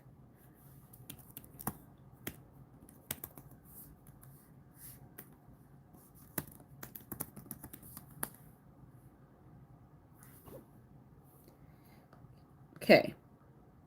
So it says deadline for continued sealing of material submitted. For Wayfarer parties, MSJ, the oppositions and replies, opposition and replies to BL motion for spoliation sanctions, BL supplemental letter motion, Rule 11, opposition and replies, and JA's MSJ opposition and reply. I don't think it's third parties. I think it's everybody. It said a preliminary motion to seal is intended to give the individuals who produce the materials in discovery 1 week to move for continued sealings of the documents on October, blah, blah, blah. Okay, sorry, hold on. Oh, this is 12 pages. Where does he make a decision? Several parties and non-parties have since moved for continued sealing of both Lively's and Jones Works motions for spoliation sanctions. Okay, so these individuals include non-parties Jed Wallace and Street Relations, non-parties Catherine Case and Brianna Butler, Coslow, and the Jones Works and the Wayfarer parties. The motions for continued sealing largely, though not entirely, overlap in their scope and reasoning. First, they see continued sealing of personally identifying information in the form of email addresses and cell phone numbers. Second, they see continued sealing of sensitive and confidential business information, especially information involving public relations work completed for individuals who are not parties in this case. The motions argue that the privacy interests of non-party clients and prospective clients outweigh any presumption of public access that might exist. Lively has filed a response to the Wallace non-parties motions asserting that while she does not object to the redaction of information revealing the identity of unrelated non-party clients, the Sorry, this is rich coming from Blake Lively.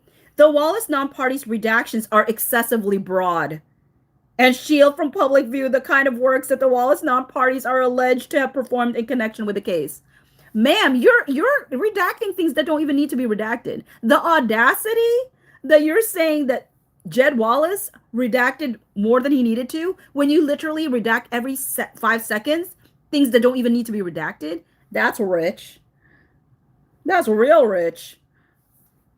Rich in audacity. That you're not rich in anything but audacity. I will say that. Because you're certainly not a billionaire.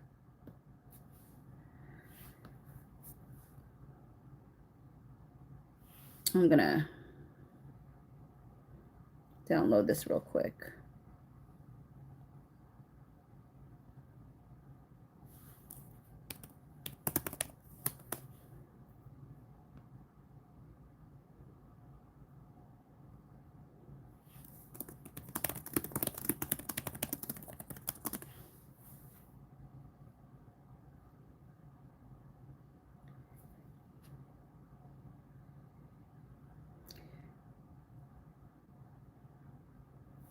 Okay.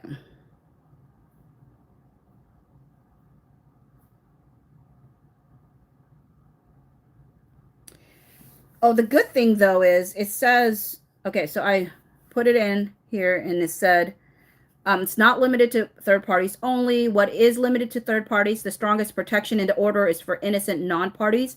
So that includes personal identifying information like personal emails and cell numbers, the identities of non-party clients or prospective clients of PR firms, materials that would reveal undisclosed PR relationships of people not involved in the case. The court is very explicit that these third-party privacy interests carry heavy weight and usually override public access. What is not limited to third parties, the order does not allow parties to seal material simply because it is sensitive or uncomfortable. So Blake Lively better be ready. Key points. Parties cannot broadly seal information just by labeling it confidential. Business practices and types of services provided are generally not protected if they relate to the merits of the case. The court rejected attempts to seal whole sections just because they involve PR work. If the information helps the court assess disputed issues, it should be public, even if it involves business conduct. This applies to both parties and non-parties when the information goes to core issues like retaliation, spoliation, or capability to perform alleged conduct. The real dividing line the court uses, it is not about who the information belongs to. It is about, does this information affect the court's decision-making? Does it reveal private identifying details of uninvolved people? Does it expose competitive strategy unrelated to the claims? If the answer is relevance to the judicial function, sealing usually fails. If the answer is privacy of uninvolved individuals, sealing usually succeeds. So this order signals that summary judgment sealing requests will face even stricter review. Broad redactions are unlikely to survive, and parties cannot hide behind third-party arguments to shield their own conduct. So, you know what? Hope abounds. Maybe that does mean that we're going to see stuff earlier than January 9. It could be as early as December 19 if the judge finds that she's just redacting for no good reason. Berkeley said Baldoni has to agree to a settlement, and that's why he can't appeal. I mean, that's if he agrees to a settlement. I don't think they will. Creeby said Wayfair can settle with $400 million and an apology from Blake. Yeah, like I really think that is not enough even. I don't even think that's enough. The $400 million and an apology from Blake. But then you know what? I don't think an apology from Blake will ever happen. They might as well like hold their breath. Giovanna said crickets from the New York Times, which speaks volume. Why did they do what they did, right? And then suddenly got all quiet. They know. They done messed up. Deborah said, did y'all see what little girl attorney said about what happens to the case if the judge determines Blake was an independent contractor? I did not. But I think I heard people talk about it and said it was a good video. Denise said, chat says it's very common for a distributor to do their own cut of a movie, but they would not have an actor do their version. If they are a producer, they could provide notes. Shorty said, we need a lie detector tracker. Lori Jane said, if Blake was telling the truth, she wouldn't redact everything. She would want her truth out, just like Justin doesn't redact. And Creeby said, by the end of this case, everyone has a course in pre-law now. Yeah. Giovanna said, will we be able to listen to in on hearing? I don't actually know. Gaia said, but even in our country, the push is so hard from BL side. That is crazy. I'm interested in the case, so I know both sides. 99% people would never know she's full of BS. Deborah said, I don't think Blake's depo is gonna be that interesting. She was prep for it. Like I don't recall or objection at every turn. It may not be interesting, but it will also be very telling for me, at least. What she chooses to expound on and what she doesn't. Gaia said, I wish we could hear the whole trial, but very sad we can't. That's why I need to go there, Gaia. Like I plan to go there. Somebody had asked me, like, the YouTube money that you earn, what are you going to do with it? Are you going to save it? And I was like, I probably should save it because I would like to utilize what comes in towards the trip, to, like preparing, like buying a plane ticket, like the stay. I can probably only stay for a week, but the trial might last a month or however long. But I don't think I can stay that long. And it, you know, so just because of my work. Plus, I'm already taking a month off mid-February to mid-March. So I can't really afford to take any more additional time off. Um, but I'm definitely going to be requesting at least a week off. Gaia said, wow, coming from the redaction queen, right? Creepy says she's ridiculous. Not Nancy said, not to mention she's an actress. The deposition was a performance. In Hojama said, I think settlement out of the window after JH shared his childbirth video with BL team. Not Nancy 007 said, that's a great point. In Hojama said, January 22 hearing, I hope the guy from C can send us the transcript in real time. He is really good. And Creeby said, LGA said, if the judge ruled that Blake is an employee, being an independent contractor is not existent anymore in Hollywood, all the actors will be employee then. Oh, she does not want to create that precedence. I mean, she might do it just to save herself, but that's not good. And Lori Jane says, I want her text. Okay, so letter K. The Wayfarer defendants undertook a pattern of disparaging and discrediting Lively.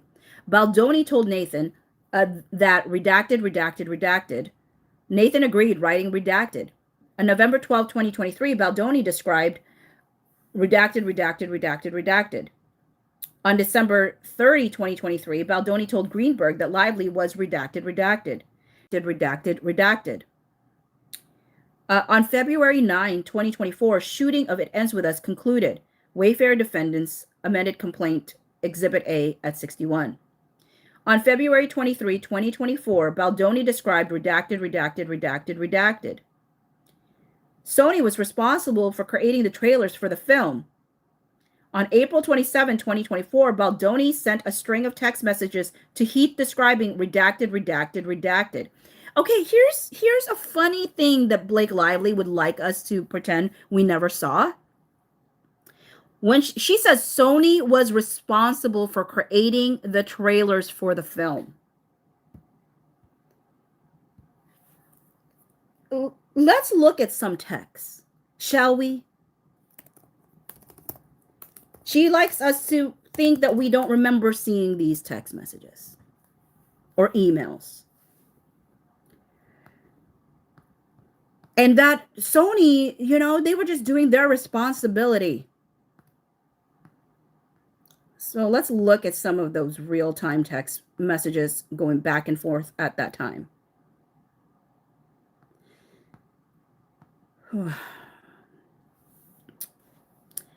On May 2nd, we have Sony exec number 1. Jamie, I have redacted on here too. Redacted. Here. Tell me this sentence, the next sentence that I'm going to read. Tell me who sounds like they are the boss. Tell me who you think sounds like they're in control. Redacted has gotten Blake to approve the trailer we want. With our narration, the chair kick, the bruise, etc. And Blake is calling Taylor to approve the song. She, of course, just reached out saying she's asking for time with Redacted, her editor. We know it was conditional on signing contract, but asking if you will reconsider. So Redacted can release this trailer, and Blake does not change her mind regarding calling Taylor Swift. And Jamie says, Redacted, I'm available to talk on the phone. Call me if you're free. And then the Sony marketing exec, which is Josh Greenstein, says, you guys don't want to play ball? You are going to delay and greatly hurt the movie. Good luck. That is only if you want to make this date. We are going to need to push. Finish director cut and we can have multiple previews down the road. So I guess my question to y'all's is, who sounded like they were in control of this situation? Did it sound like Sony was? Because Sony sounded like they were begging. That they found a way for her to approve what they wanted. Not the other way around. This is not Blake asking for approval from Sony. This is Sony asking approval from Blake.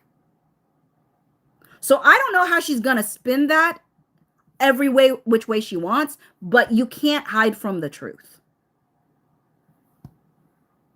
That kind of stuff irritates the living daylights out of me. Her revisionist history. Alex Sachs saying that Jamie and Justin have revisionist history. That's rich, Alex.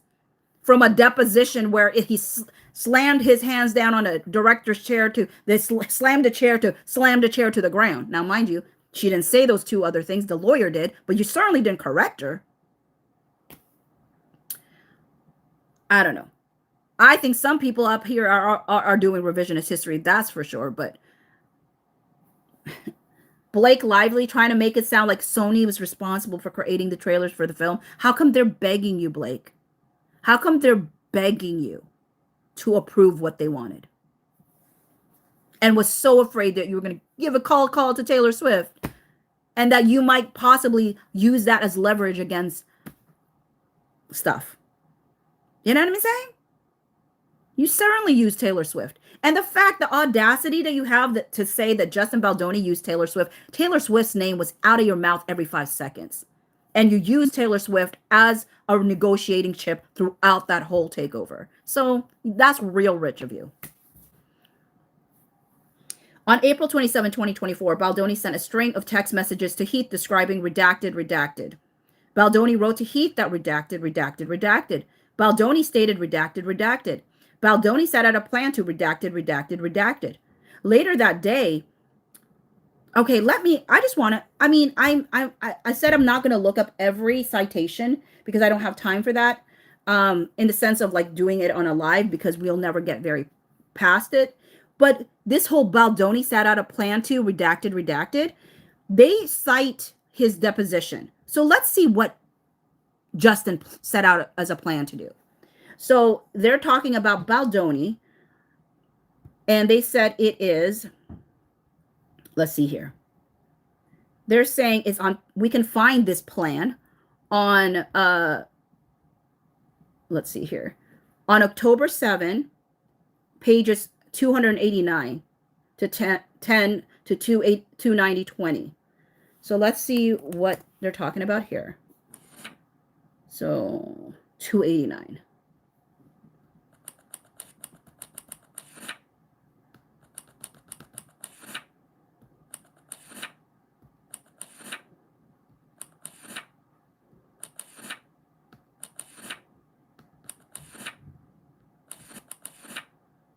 Okay, 289, 10 to 290-20. So this is what they're talking about.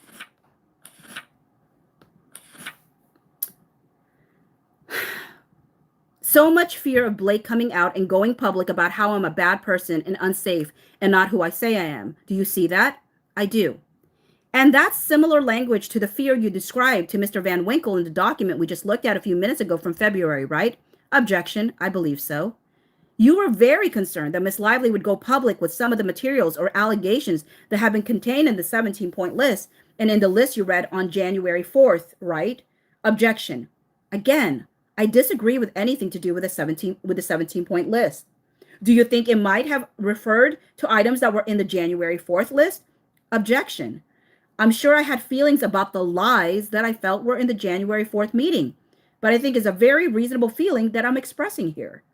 Mr. Baldoni, was the thought of someone saying publicly that you were not who you say you are one of your biggest fears? I think based on where I was emotionally in my healing journey therapy at that time in going through this film, I would imagine that was a fear. Yes. Very interesting. That's what they cite as inspiring that Baldoni set out a plan to what? What are they trying to go for here? With that being the citation.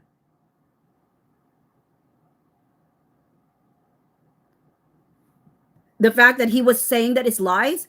Well, I will say this, Blake. He has beaten the same drum. He has said the same thing. The one thing that you don't have that the Wayfarer parties have had from day one is they have said the same thing. And your people trying to say that the takeover is a sideshow, it's the main attraction. And how do I know it's the main attraction? Because nobody was talking about SH throughout that whole time. Everything was talking about the takeover. The fact that Alex Sachs even said it was the final, when the final takeover happened, She even used the term takeover. It was a final takeover, meaning that you did a lot of mini takeovers before it was the final takeover. So, I mean, I'm not saying that that's what she's saying, but when somebody says a final takeover, it gives me the impression that there were other takeover attempts. Whether that's accurate or not, I don't know. But I'm just saying, that's how it feels. Later that day, Baldoni texted Heath about his redacted. He described feeling redacted. Baldoni stated that the redacted in him has redacted. On May 6, 2024, Sony redacted. Baldoni appeared at the event and passed out floral bouquets to fans. On May 6, 2024, Baldoni and Heath redacted. During dinner, Baldoni and Heath told Hoover about their issues with Lively.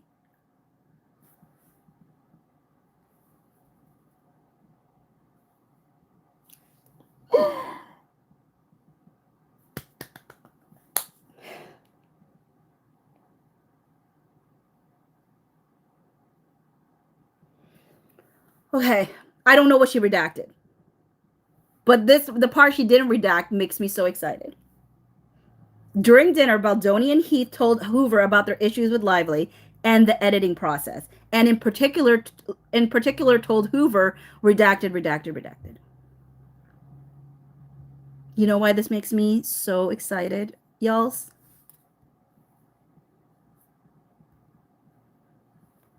It's the email that Megan Twohey sent to Justin Baldoni. And I always felt that the conversation in that dinner had nothing to do with her allegations. I always felt like it had to do with a takeover. It had to do with how she was treating him. Right? And she basically just confirmed that. She confirmed that the conversation was around the editing and how she was handling things.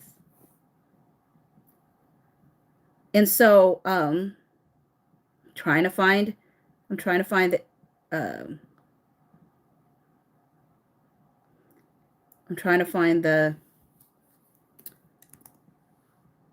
okay, here we go. I think it's here. Oh my word. I'm trying to find it. Okay, I'm going to have to find it a different way. I think I am going to have to find it the old school way when Megan Twohey sent copies of the letters when the New York Times was fighting. The New York Times was fighting the lawsuit. And they sent a bunch of emails that Megan Twohey, yes, here it is.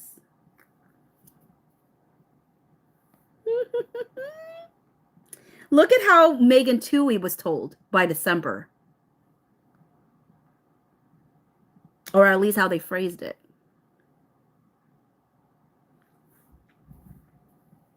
Okay, before I read it, let me reread what she said is an undisputed fact. She said the undisputed fact is during dinner, Baldoni and Heath told Hoover about their issues with Lively and the editing process, and in particular told Hoover redacted. Now, obviously, it could change if in here they end up talking about Blake Lively's allegations, but there's nothing in here that gives you the impression, right? All they talk about their issues with Lively, the editing process, and in particular told Hoover redacted. This is what Megan Twohey claims.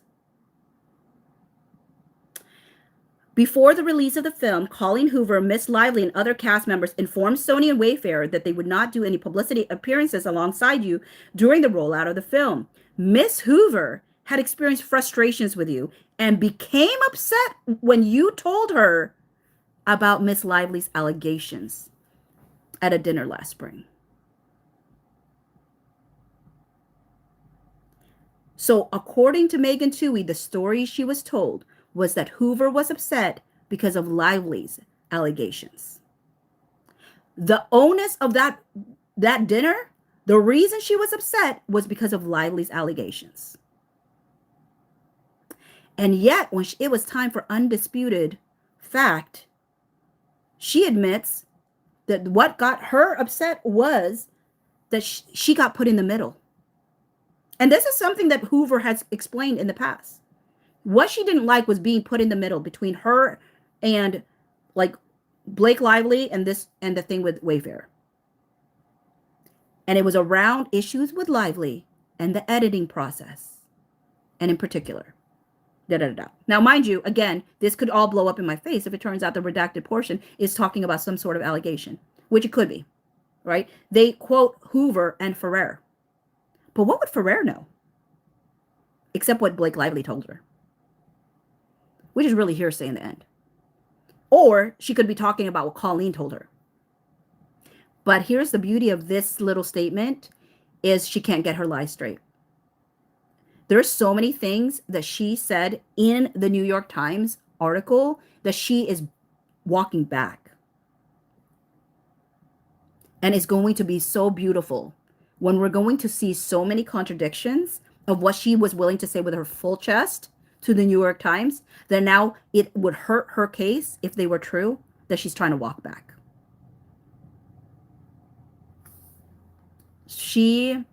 Again, if you lie, you have a hard time keeping track of all your lies. Just tell the truth. Baldoni told Hoover that redacted. Baldoni alleged that Lively redacted. Interesting, right? Baldoni alleged that Lively. Instead of the conversation being about Lively's allegations, now she's claiming Baldoni alleges things about Lively. Because she can't, she couldn't push that narrative with Hoover's under oath. She can't claim that he was saying what Megan Twohey claimed that she was talking about. Even though a little bit of me feels like Colleen Hoover was probably in conversations in the New York Times piece as well. There's just little things that just doesn't feel like it was only Blake, to be honest. Baldoni and Heath told Hoover, redacted. The behavior described included redacted. Heath explained that redacted. Hoover understood that Heath redacted. Hoover believed redacted. Hoover redacted. Hoover was redacted and redacted. As of May 6, Hoover redacted. Alex Sachs testified that she believed redacted. In June 2024, 19 of the film's department heads, producers, and creatives drafted letters detailing Lively's significant contributions to the film in support of Lively obtaining a PGA producer mark, including the whole list is redacted. On June 18, 2024, Wayfair agreed to give Lively a producer credit on the film, but Wayfair remarked that Lively would not be getting the PGA mark as that is not applicable. On June 20, 2024, Baldoni and Heath were requested through Sony to write a letter in support of Lively receiving a PGA mark for her contributions to the film. Requested, as putting it nicely, she said, any goodwill left is gone if they didn't do it. And my question to you, Blake Lively, is why should you have any goodwill for any people that SH'd you? Allegedly, right? Don't tell me these were not power moves the whole time. On June 26, 2024, Baldoni and Heath wrote a letter in support of Lively receiving a PGA mark to the PGA. On June 27, 2024, Heath emailed Wayfair personnel describing Lively's request for a letter in support of receiving the PGA mark as unreasonable and cold-hearted. Essentially, the movie It Ends With Us has been taken unjustly from Justin as a director and essentially from Wayfair's control due to the extortion of Blake. She continues to hold a threat over our heads, and every time we try and hold a line, she uses that threat either directly or indirectly to get us to fold. How does this help you, Blake? This only shows that they have been very, very very consistent about what you did.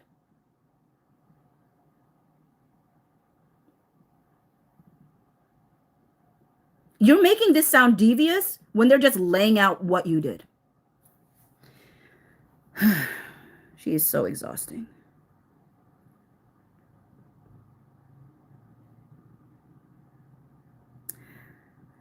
Lisa said, Baldoni redacted, Lively redacted, Heath redacted. Creeby said, what's the point of redaction when it will be revealed soon? Blake's lawyer's playing with PR. I mean, that's the answer. They're playing with PR. Because when you look at the citations, none of it needs to be redacted.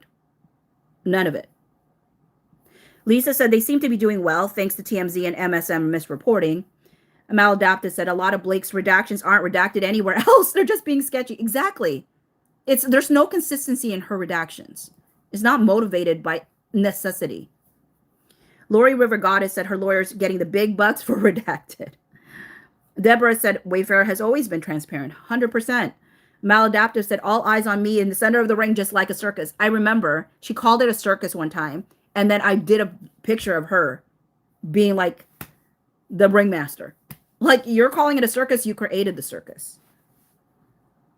Shorty, not only that, they wanted JH removed as producer and JB removed as director, but not as lead actor. Make it make sense. Doesn't. If someone's SHing you, removing him from the director position, which is like where he can't even do sexual harassment on you, rather, I would think that if he was SHing you, that the best place to put it, well, either remove him from both positions, director and lead actor, but to just remove him as director and not as a lead actor, like literally, you know, this is the idea that he was directing himself to SH her, is the mentality. If you're thinking, if I just remove him as a director, he can't direct himself to SH me, that's ridiculous. And also, in scenes that he's there, the first AD is the one directing that moment.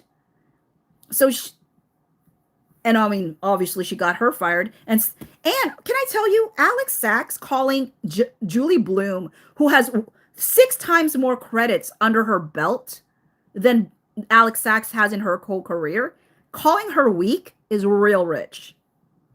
And maybe that's why Jamie called her as someone with not the best bedside manner, because she's rude.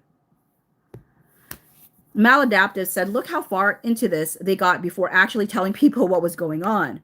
I think they were looking for CH to be as horrified as they were that the source material wasn't being respected. Lily said, such an abuse of the judicial system. Blake's entire case makes her look so stupid, and the judge for letting it get this far. Shorty said, Bocce, have you come across where they called SH a buzzword? That truly pissed me off as a victim. Yeah. I haven't actually come across that. Yeah, I haven't actually caused, I mean, in this document, Katie's like, when you do like your gleeful laugh, LOL. I mean, when I read that, I'm like, oh my word, that's very different than what she was telling Megan Twohey. Lori River Goddess says it looks like they told Hoover about Blake basically abusing them, and Hoover turned her back on them. And Colleen said, right, I don't like being stuck in the middle. I didn't want to even make a decision. I didn't even want to choose a side. But her hand was forced. But certainly not by Wayfarer. You can guess who. Gaia said, good question, Bocce. Katie said, I'm trying to imagine saying any goodwill is gone to anyone, or else language feels like mafia style, so threatening. And we know who says mafia style. Hello, Roses Wild 79. Rachel said, when did Blake send Christy Hall that letter? Let me look real quick.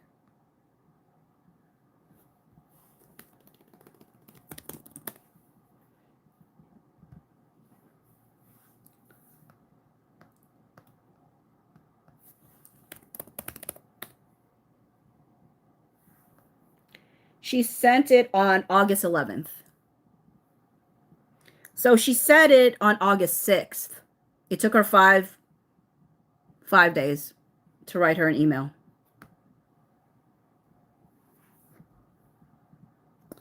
Eliza said, good morning. We are looking at Blake's mentality. She's clueless. She can't act, direct. She steals others' work. Rachel said, could Blake have wanted Christy gone because she wouldn't go along with the narrative? I mean, she says that she's never met her, which again is a weird thing to make people know, but that's what she claims. Prickly said Lyman has let it get this far because Wayfarer parties didn't ask for it to be dismissed until now. That's true, Prickly. And I think that was intentional on the part of Wayfarer. They could never get their truth out there if they did request for it to be dismissed. That's why I think there was a little bit of frustration from Judge Lyman, because he's like, I could have dismissed this a long time ago.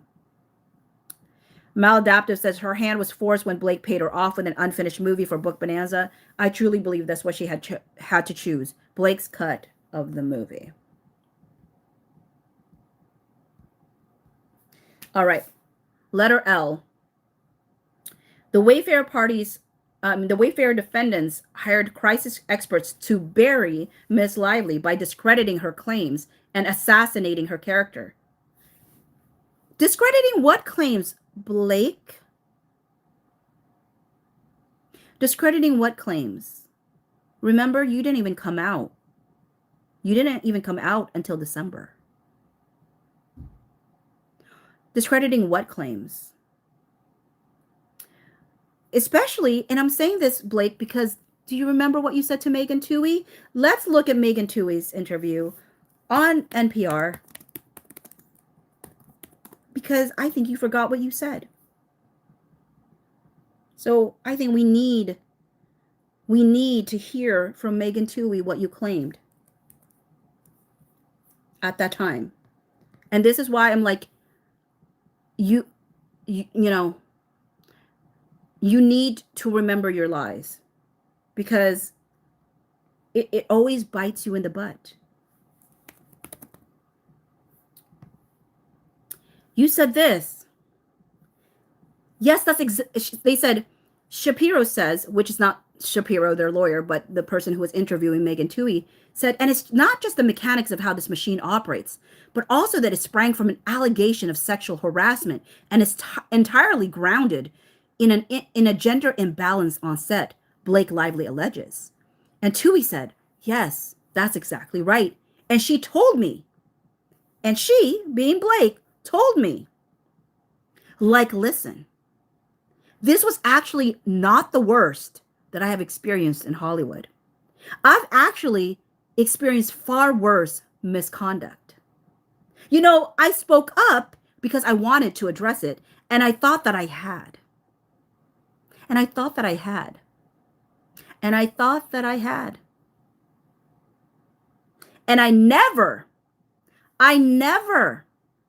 had any intentions of discussing this or going public with my accusations. And so to watch what happened next and to experience what she is now alleging was this complete campaign of retaliation felt in many ways much more sinister than the underlying misconduct. So you're telling us now that they planned to bury you, to discredit your claims and assassinate your character. The very things that you claim you were never trying to, weaponize and leverage against them, that you were never planning to go public with, that they were never supposed to be afraid of you trying to manipulate the public with some false allegation, like this was never going to be a thing. So why should they be afraid? As if you weren't putting stuff out. You're saying that you're with a straight face, Blake, while telling Megan Twohey, I was never planning to come out with anything. So why, if you were never planning to come out with anything, why do you think that they were going to discredit your claims? You discredited your claims. You discredited your claims because you can't keep your lies straight. Just tell the truth, and you don't even have to be like, oh yeah, I said this over here. Now I have to say this over here.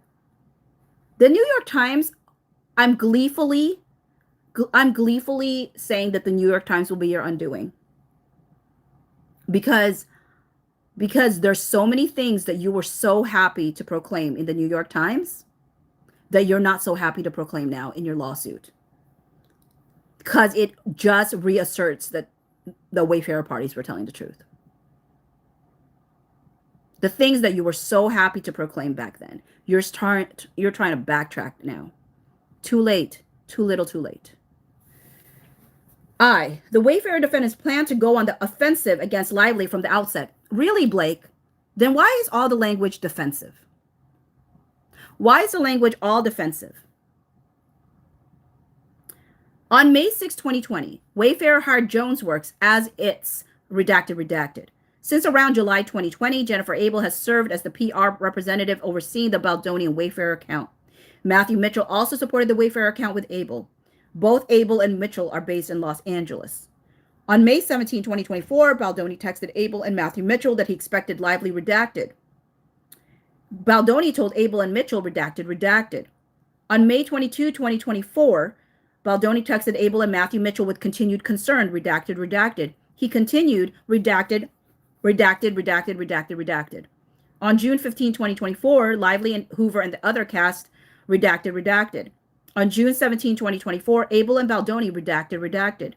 Baldoni's request to Jones stating redacted. After Jones suggested that Wayfarer use redacted. Mitz Toskovic is Wayfarer's vice president of operation. On June 17, 2024, Heath told Toskovic redacted. Heath requested that redacted. On July 30, 2024, redacted. The timeline had a tab entitled Zingers, focused on themes for attacking Lively's reputation.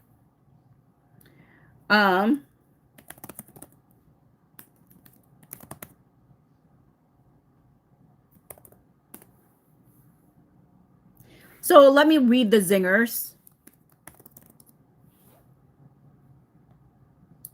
Let's read the Zingers. There's two Zingers that they wrote. Blake's last movie, Rhythm Section, was reported to have also had difficulties on set, similar to It Ends With Us. There was speculation that Blake took over the movie, and when the movie bombed, she blamed Reed Morana, the director. And the second Zinger, Blake has had a number of speculated feuds with cast on her projects, including Anna Kendrick and Leighton Meester. Well, pray tell, Blake Lively, these Zingers, right, still fall under the same theme that Wayfarer has said since the beginning of your takeover, right? This is about a takeover, not about SH. This was always about a takeover. So I don't know why you're like, oh, they were trying to do Zingers. Well, I don't know how they're Zingers. They're just saying what has always been rumored about you, that you're not the greatest person to work with. Which they heard you were high maintenance and they disregarded it because they're like, everybody's high maintenance. But little did they know that you were more than just high maintenance. Okay, so back to the chat.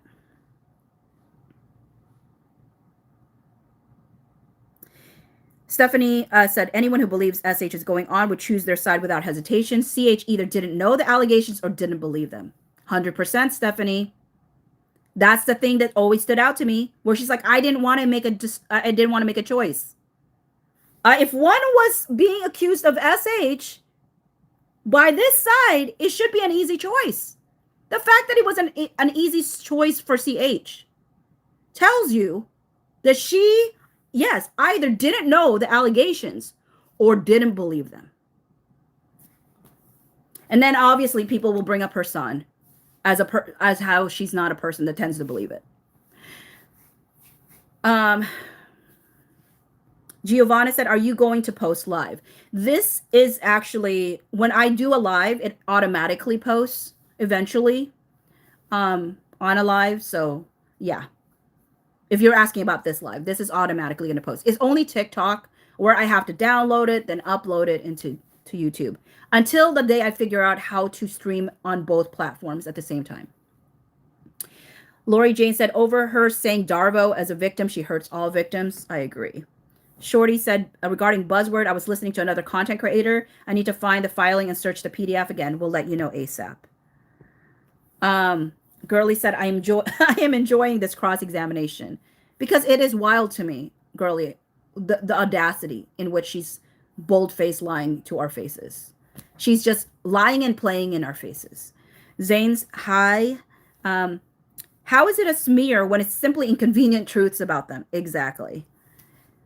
Jules said, BL loves to hear herself talk. Prickly said, I thought that I had makes me so angry. That means she thought she was protected, but was never going to tell anyone else about these predators. That's not how you speak for and protect all women. 100% what I feel.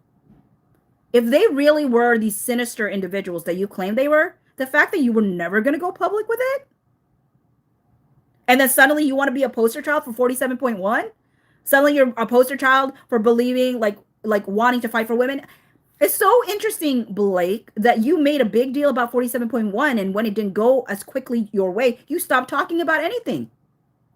It's like you become a poster child of whatever you think will help you out, not help women out. That's why I'm like, when did you think that Blake Lively cares about you as a woman? You're fooling yourself. She could care less about you as a woman. This is the same person that changed Lily's character because she viewed her as weak. She viewed Lily's character as weak.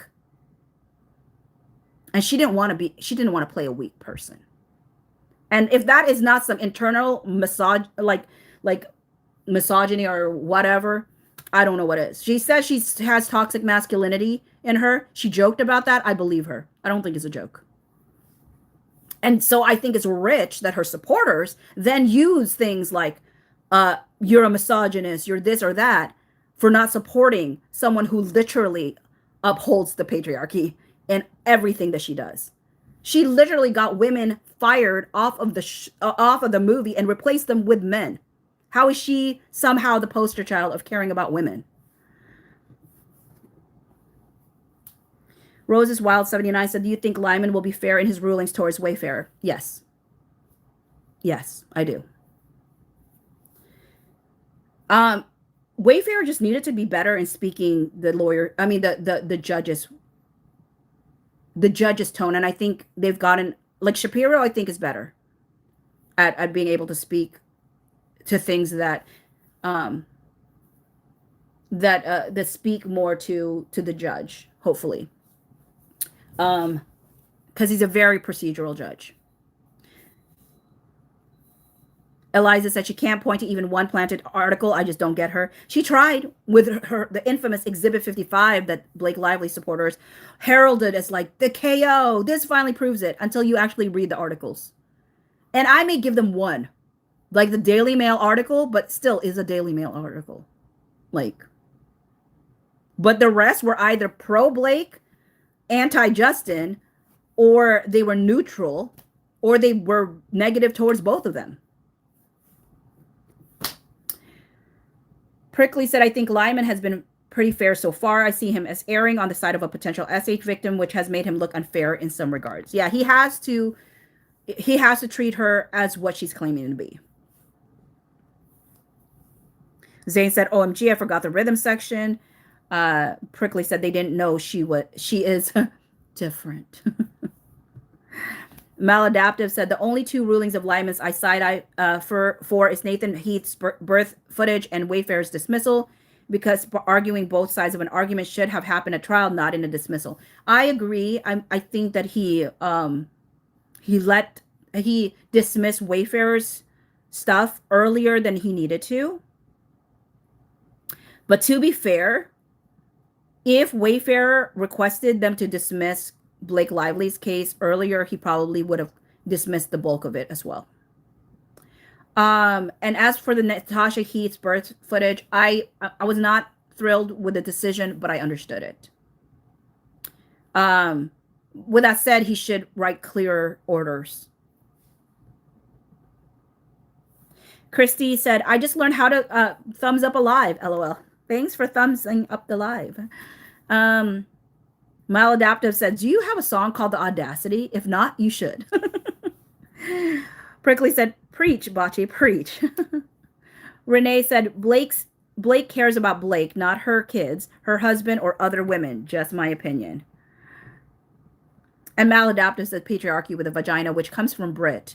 If y'all ever follow Brit on TikTok or on YouTube, I did really appreciate that language in a lot of ways, because that is what it was.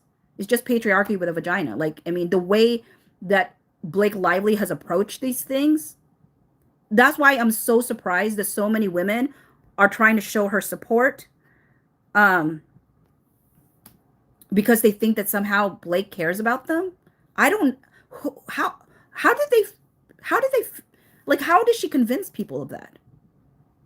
There's nothing in her track record to show that she's ever cared about more than herself and her very rich, like, circle of friends. And now that she's trying to beat the racist allegations, like, the amount of people, the amount of Black folks that she has taken photos with in just the span of this month is more than she's ever taken in her whole career.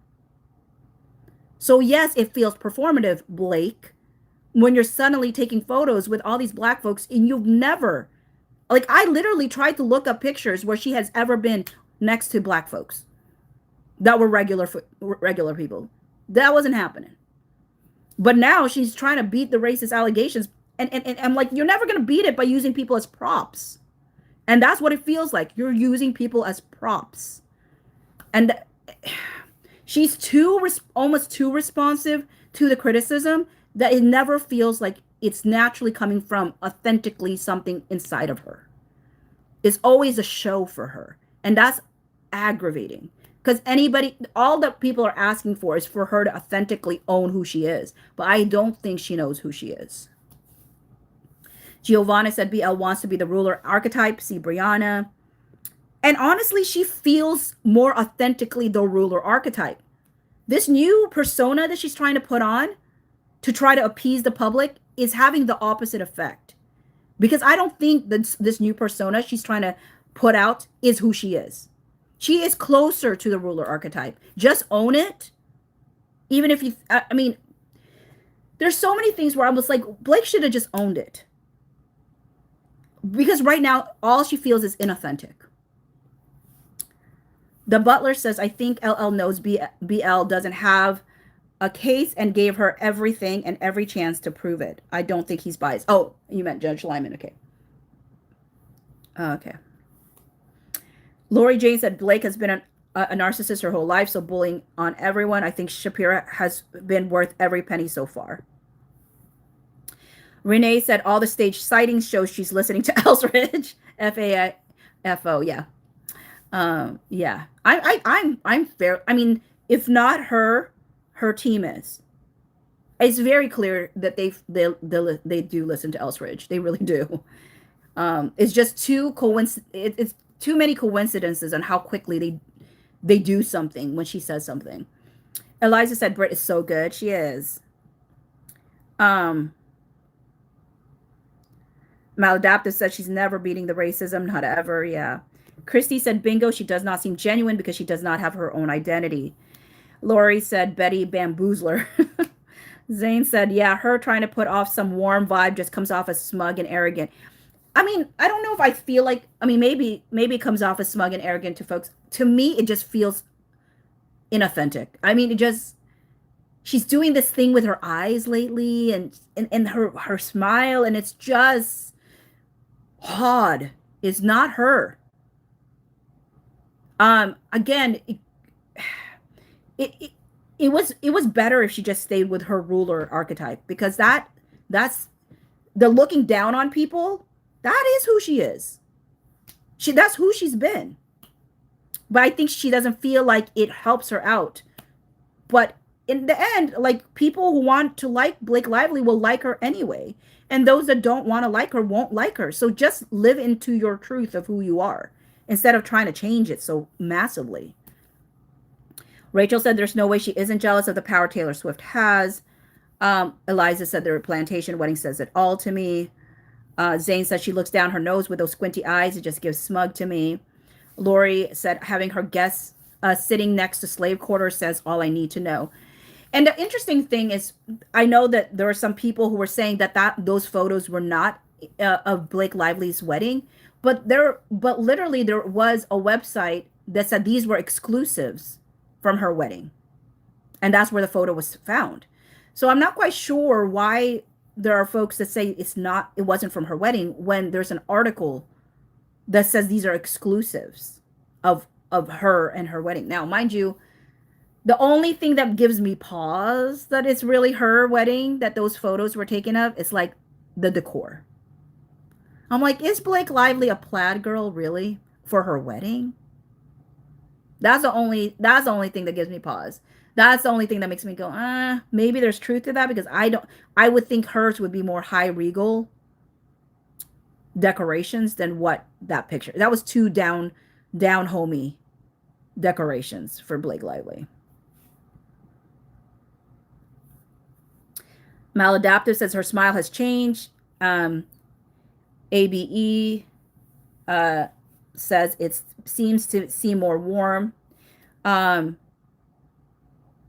Who is ABE? Ashley Brianna Eve, who is a PR person. Roses Wild 79 said, do you think it was Blake or Ryan's idea to sue Wayfarer? I think it was Ryan. And this is my case for why I think it was Ryan and not Blake. Well, I think it was a joint decision. But do I think that Ryan was the one pushing for it? Is because Jenna Redfield, the one that they got to, put out their narrative, even though she claimed to not put out their narrative, she definitely helped put out their narrative, right? She said that it was Ryan and Blake. She said a lot of interesting things, to be honest, about Ryan and Blake's what Ryan and Blake were doing behind the scenes, let's just say. So I would say it'll be Ryan leading it with Blake. Gloria says she wants to be Taylor. Maladaptive said Ashley Brianna Eve, she's our resident PR expert over here. Christy was like, blue gingham is that how you say it? Is very antebellum. Oh, good point. Gloria said plaid was to look more country, more southern, which she isn't. That's a good point. So if she was really leaning into, because that was her like thing, right? Even with her blog that the Preserve or something that didn't last very long. Sane said that article is real. I remember when it came out. If you see how she decorated their house, the plaid will make sense. Oh, okay. Maybe then it could still be hers. Prickly said it's telling that her wedding photos have been wiped from the internet. Yeah. It was really interesting because one of the reasons why Ryan Reynolds and Blake Lively thought that there had to be, that Jed Wallace must have done something. I think one of the most telling statement is they talked about that Jed Wallace handles suppressive, he deals with suppressive stuff, meaning that Jed Wallace has the ability to remove things that have been suppressed on the internet. I mean, there was something that we read that talked about, like, that was one of the things he could do, like remove things that had been suppressed. And I think that that's the reason why Ryan Reynolds and Blake Lively thought that Jed Wallace had done something. Because a lot of things that they've actively tried to hide from the public suddenly started being conversations. And so that just tells me they actively suppress things, which all celebrities do when they don't want things to come out. But I think it's very telling that they thought these negative press must be done by them, because why are people like suddenly finding this? The thing is, the internet is interneting, and people will like, you may hide it, but people will eventually find it. And when people are resolute in finding out something about you, they will. And that's kind of creepy and scary, but it's just reality.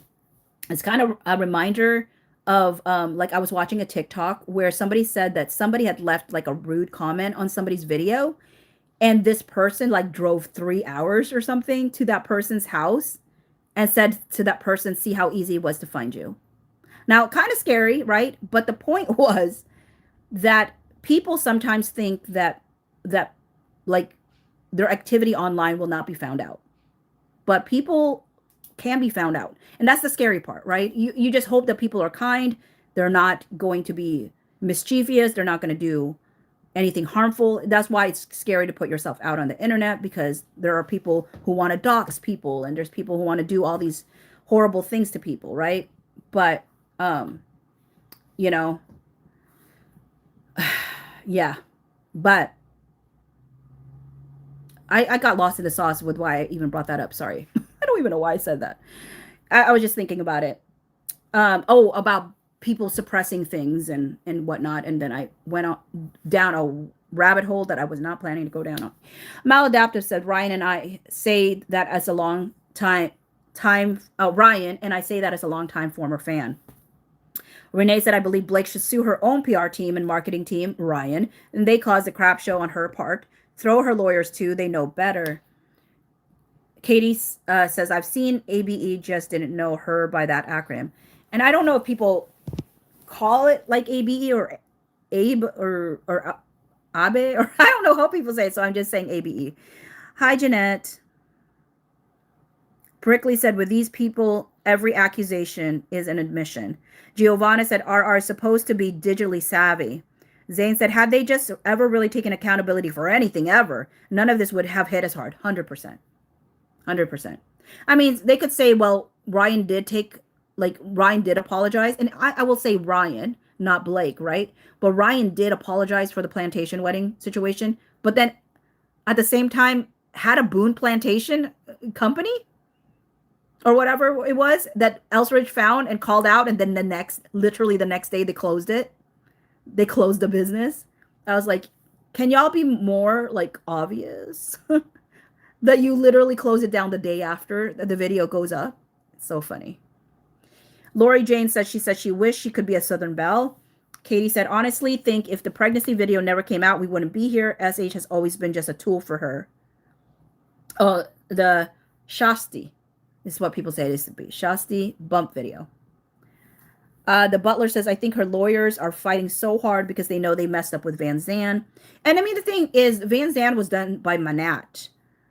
And her lawyers are from different locations. I feel like Ezra Hudson messed up with subpoenaing 107 content creators. That was a big mistake on her part. Libina said, my whole confusion in all of this is BL never had a good reputation. So why did New York Times not write about all her other controversies in that article? Because a lot of those things had actually been suppressed. Like there were corners that were always never pro Blake, right? But when Blake was hired to be Lily, you see conversations between Heath and Justin Baldoni where they literally say everybody loves Blake. So as far as they were concerned, like the press around Blake was positive, because at that time, people would just talk about like how like how funny her and Ryan were and trolling each other, and they were couple goals and all these different things. And I think that's the point that Blake Lively's saying. I had a really good reputation before all this, but the reality is she didn't. They suppressed a lot of things, but these rumors about how she treats people on set has always been alive behind the scenes. It may not have reached the public, but it was always in the undercurrent. The amount of blind items on Blake Lively and Ryan Reynolds over the years is a lot. A lot. So I think what she's really saying is like, I had a good reputation for anybody who didn't go further than what the media told them to think about me.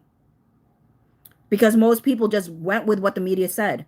But if people went beyond what the media said and looked at things that were being said about Blake Lively and Ryan Reynolds from as far back as we can remember, there's been a lot. Abnormally high, to be honest. In comparison to other people, I was like, dang, why do they have so many on Blake and Ryan?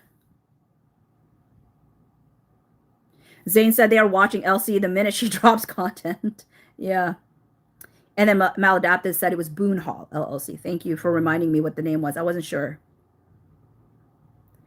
Gloria said, as someone who lived in and grew up in the South, I find it weird that Blake uses a fake Southern accent and tries to play Southern when she's from California. Tarzana, to be specific.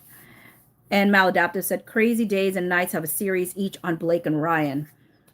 And Zane said, same Gloria, born and raised Savannah, Georgia, and have never once heard someone call themselves a Southern Belle. All right. 2, Baldoni and Wayfarer coordinate to conceal the fact that cat. Blah, can't speak right now. I'll probably just do. Let me see how far I can go with this one. Yeah, I think this will be the last thing I read. Before I close up for the day. I mean, for this time. 2, Baldoni and Wayfarer coordinate to conceal that cast and creatives do not want to appear with Baldoni or Heath at premiere. Around the time of the film's premiere, Greenstein was made aware of a redacted. On June 15, 2024, Sachs told Black and Giannetti that redacted. On July 14, 2024, Hoover wrote to Giannetti and Greenstein, redacted. On June 4, 2023, I hate how they go back and forth in time. Why can't they stay chronological about this? I can't stand it. The way I found out that Stephanie Jones was lying was I read her lawsuit and then I put her proof in order, and her narrative did not match the proof that she provided. And I was like, you're lying. And this is why it's so important that we always look at the proof that they're trying to attach with their statements, because you understand that the evidence, like their whole point is to get you involved in their narrative, but does their narrative match like logically what, like the order in what they're claiming, right? And so this is the same tactic they used with Exhibit 55, right? They got people invested in the narrative of Exhibit 55, that they had people who were reading it not even going to check the articles. Because once you check the articles, you're like, oh, okay, that's supposed to be a smear campaign against Blake Lively. Then why is it saying positive things about Blake Lively? Why is it saying negative things about Justin Baldoni? Why does the Sun use Justin Baldoni's name as the person being disingenuous or fake or whatever, instead of Ryle's name when it's supposed to be Ryle? Like, there were smears up in those articles that they provided against Justin, and I can make a case for that. So it was really wild to me that people were so sold on Exhibit 55. And I'm like, I think they're sold on Exhibit 55 because they're sold on the narrative, but they're not sold on the actual backup that they provided. Because if they read the backup, then there's no way they would have arrived to the same conclusion as what the lawyers were trying to get people to arrive to. On June 4, 2023, redacted. In that same message, redacted. Also on June 4, 2024, redacted. It might be typos too. Maybe when they said on June 4, 2023, they meant June 4, 2024. I think that's just typos. I understand it. Like, typos happen, but to me, a part of me is like, dang, like, you're paid a lot of money to have that many typos. Redacted and Sklenar, redacted. 656 is all redacted, so is 657. Sachs did not want to attend the premiere.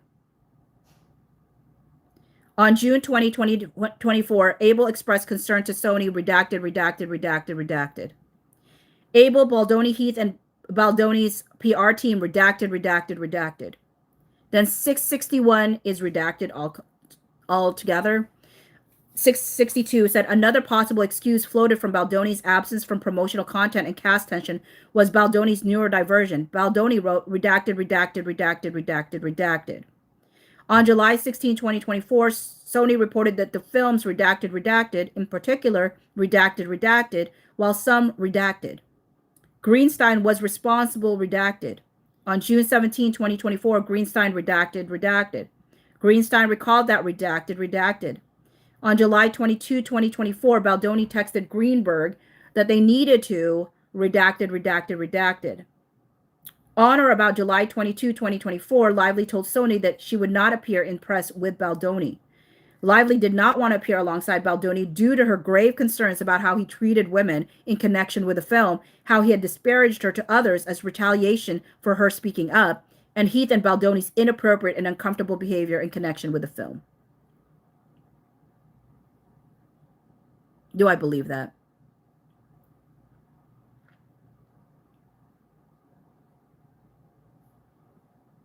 Do I believe that?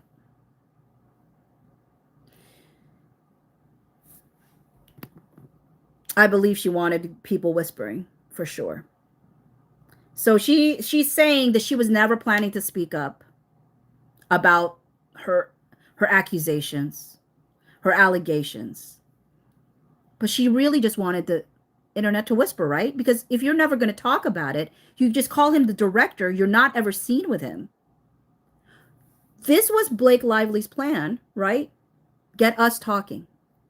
And her thought was, I'm going to get them talking. They're going to watch the movie. They're going to get their butts in the seats, for one. That this is a don't worry, darling scenario. Cause the controversy, make people come and watch it. But I have the whole cast. And of course, why would they think that he's innocent of anything? They're going to think he did something wrong. Because how can one person triangulate so well? You know, someone who has, I don't know, self-proclaimed that she did the same thing to Penn Badgley on Gossip Girl days. Someone who knows how to triangulate people, knows how to whisper things in people's ears, turn people against each other. That kind of level.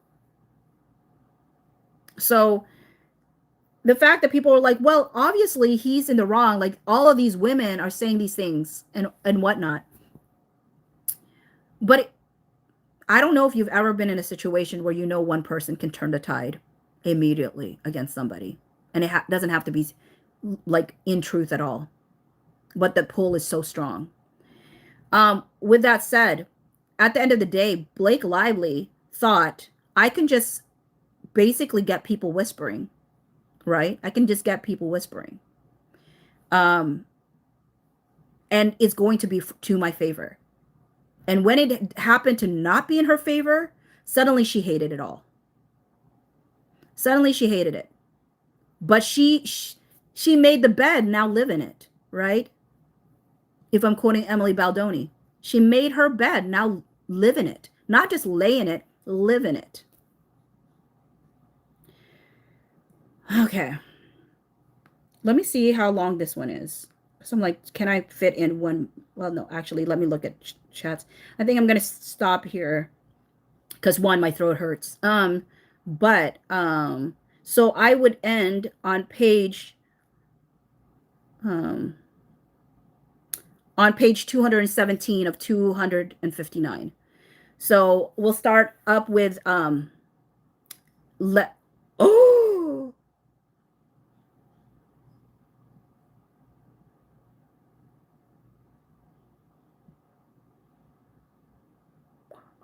okay, I'm sorry. I have to read the next one.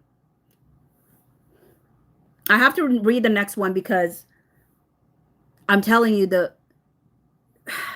this might give me hints of like the friction between Lively and Jones right now.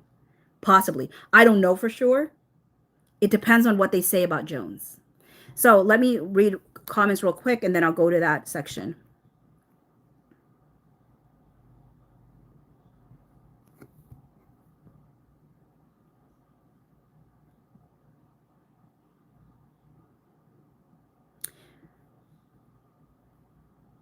Shorty said, and that's the issue. People trust MSM more than we should. Always question applied media literacy. Eliza said that's why people back then who dealt with Blake didn't want to speak up. Renee said if this would have happened 15 years ago, Justin would not have a chance. 100%. No chance.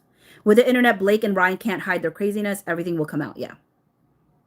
The only reason that Justin has survived this is because we have folks that are willing to talk about it collectively. Look at their filings, read the filings, talk about the inconsistencies in Blake Lively's representation of things and whatnot, and the consistency in which Wayfarer has always shared their story. Maladaptive said Stephanie Jones is also a faux Southern Belle. Gloria said, nope, I've never heard anyone I've lived around and went to school with calling themselves Southern Belle. Prickly said, just like TS, she had a Southern accent when she put out her first album. Zane said, I think SJ actually is from the South. Maladaptive said, according to SJ Leaks Lies, it's a fake accent. Zane said, interesting. Shorty said, it's bad writing to write in a non-sequential date order. I know, it drives me up the wall. Christy said, if you can't impress them with your knowledge, baffle them with your BS, is what her lawyers are doing. Rachel said, because that's how they picked what matched their narrative. I think so too. Maladaptive says, when you have the law on your side, pound the law. When you have the facts on your side, pound the facts. If you have neither, pound the table. The table is getting beat up daily. Prickly said, it's to confuse people. Clear timelines don't help BL. And Shorty said, when I submitted a complaint to my union, they stressed putting the events in order. What's the point of keeping a log, aka document of date, time, order, if you jumble it up in your complaint? And the thing that still gets back to me is what I said earlier, right? Where she claimed that she wrote contemporaneous notes about what Ange said. And then when she put the citation, she didn't put a citation of her stuff. She put Wayfarer. She put Wayfarer as proof. If you wrote contemporaneous notes, it should be coming from you, not from Wayfarer. Christy said, you're right, my lady. Gloria said, these redactions are like OJ and the leather glove. He stretched his hand so the glove didn't fit, and Blake is metaphorically doing the same here. Katie said, as the kids say, she's doing the most. Glorilla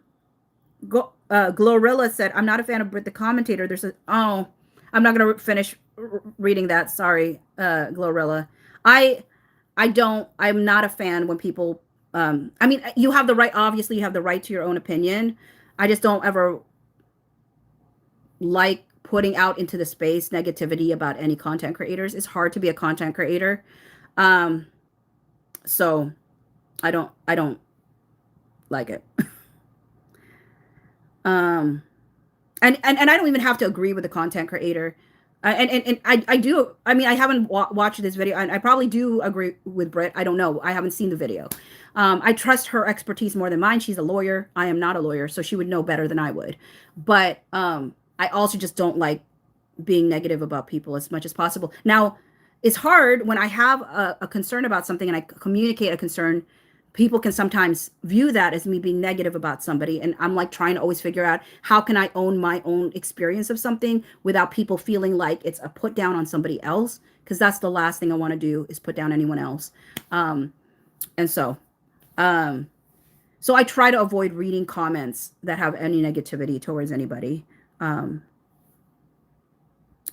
With the respect that you know, people are going to feel what they're going to feel. I'm not trying to change people's feelings about somebody. People have the right to feel that, whatever they feel. Prickly Pear 87 said 100%. Maladaptive said the whispering is the Taylor Swift playbook. Maladaptive said well, I mean, this is a positive statement, but because it's a continuation of the other thing, I'm just gonna let it go for now, just because it might open up a new conversation that I'm not trying to have in the chat. Glorilla said Gingham is very old money, actually. Prickly said there's literally a technique called a whisper campaign. Glorilla said blue gingham, now not red pizza parlor gingham. Jewel said I will always think that too, that the pen be of it all. Renee said someone tell another director to put Brandon in a movie.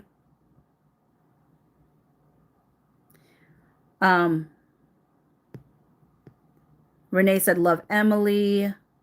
Maladaptive says there's bots over on the DC subs pumping his name for Batman. It's so annoying. Renee said, don't stop now. I'm not going to stop because I actually really do want to read M, just to see if there's anything about Jones that she's trying to say now that she wasn't saying before, because she never uttered Jones' name before. So the fact that they're bringing Jones into this whole thing now is like, ooh. Prickly said Bocce is a bloodhound sometimes.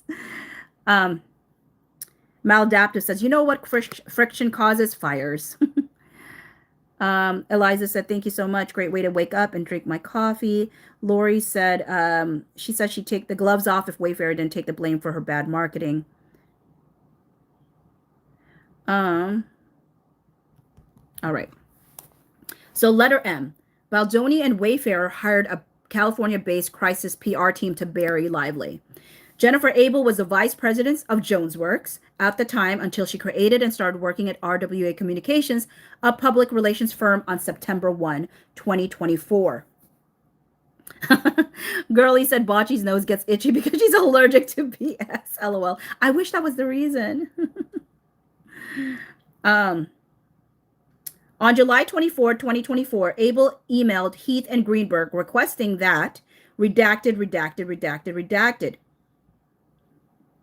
In that same email, Abel stated redacted.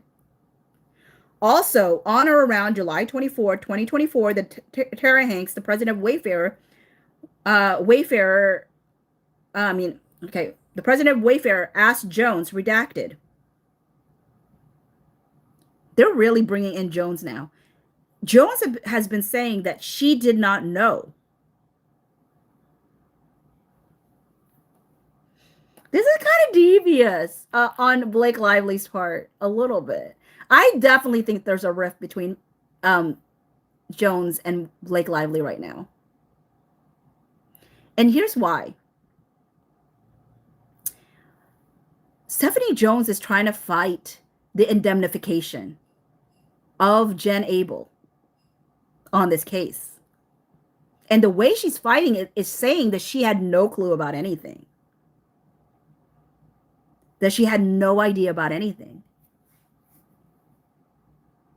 The fact that Blake Lively is trying to claim that Jones knew stuff, and she never uttered Jones' names before, but the bifurcation that like Stephanie Jones is asking for now, the accidental like not being redacted, her phone number, there's friction between these two. Somebody's gonna fold. Somebody's gonna fold.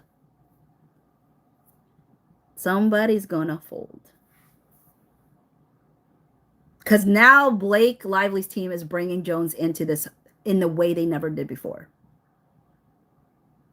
They never uttered her name before. They never put her name alongside Jen Abel. And now they are. Right when Jones doesn't want to be associated with them, wants to separate from them.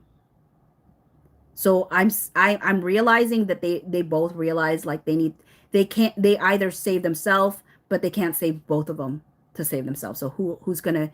So I want to see if Stephanie Jones does some throwing of Blake Lively, because this is, to me, is a beginning of throwing Blake Lively throwing Jones under the bus. She already did that a few times throughout this whole like case, but it's the first time I recall her doing it in an actual like written form in a document like this to try to implicate Jones, which I think is so wild to me right now.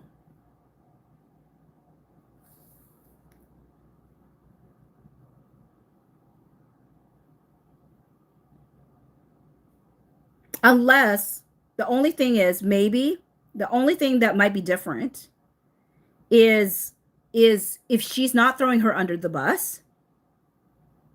If she's not throwing her under the bus, the things that could be in the redacted section is actually when Jones was fighting having them be chosen as the PR person, which is possible. So maybe it's not a bad sign yet. It's hard to tell because of these redactions, right? Actually, we have some idea of what they're talking about in the redaction. For 673, also on or around July 24, 2024, Tara Hanks, the president of Wayfair, asked Jones. So let's look at what they said, because they cited Baldoni's deposition on 10/6 at 1:40. So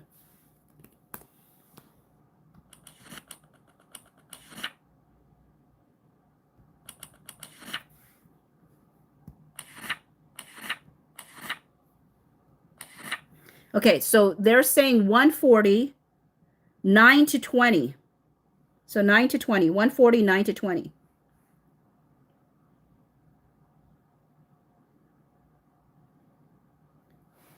It's a text message between you and Stephanie Jones, dated July 26, 2024, Bate stamped Jones works, several zeros, 39735.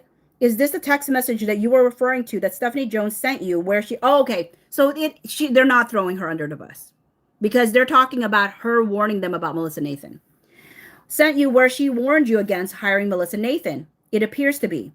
And this was sent on July 26, 2024. So does this refresh your recollection that you were considering bringing on Crisis PR before July 26, 2024? And his answer was yes. And then the other portion is page 255, 22 to 257, 19. 257.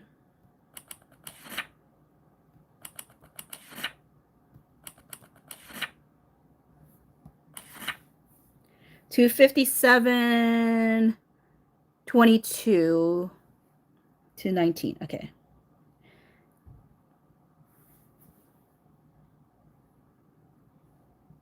That's kind of mid-sentence. Okay. Well, they want us to start at 22, which is kind of mid-sentence, but all right. Oh,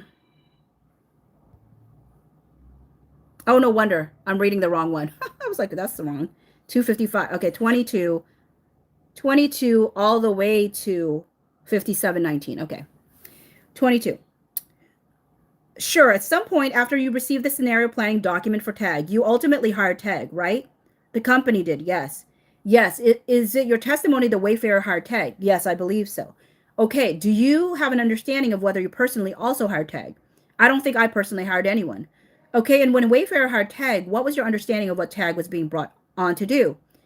My understanding was that TAG was being brought on to be crisis public relations representative. Was to your understanding, was TAG given any instructions by you or by Wayfarer in terms of how to proceed once you had hired them? I believe so. I believe that Jamie was in communication with them. And do you know what those instructions were? I can only speak to the instructions that I gave Jamie or at any time spoke to Jen or on the calls, which was to plan and to just try to get good press out there for the movie.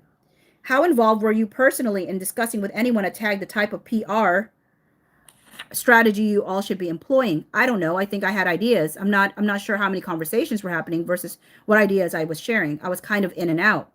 Do you have any recollection of any ideas you had that you shared with TAG? I mean, I really wanted to focus not just TAG, but also Jennifer Abel. I really wanted to focus on amplifying the voices of survivors.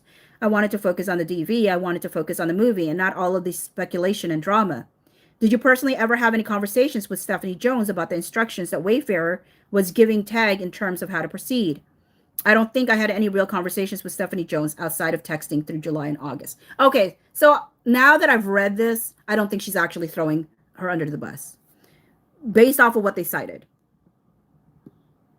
Because this is about creating that distance.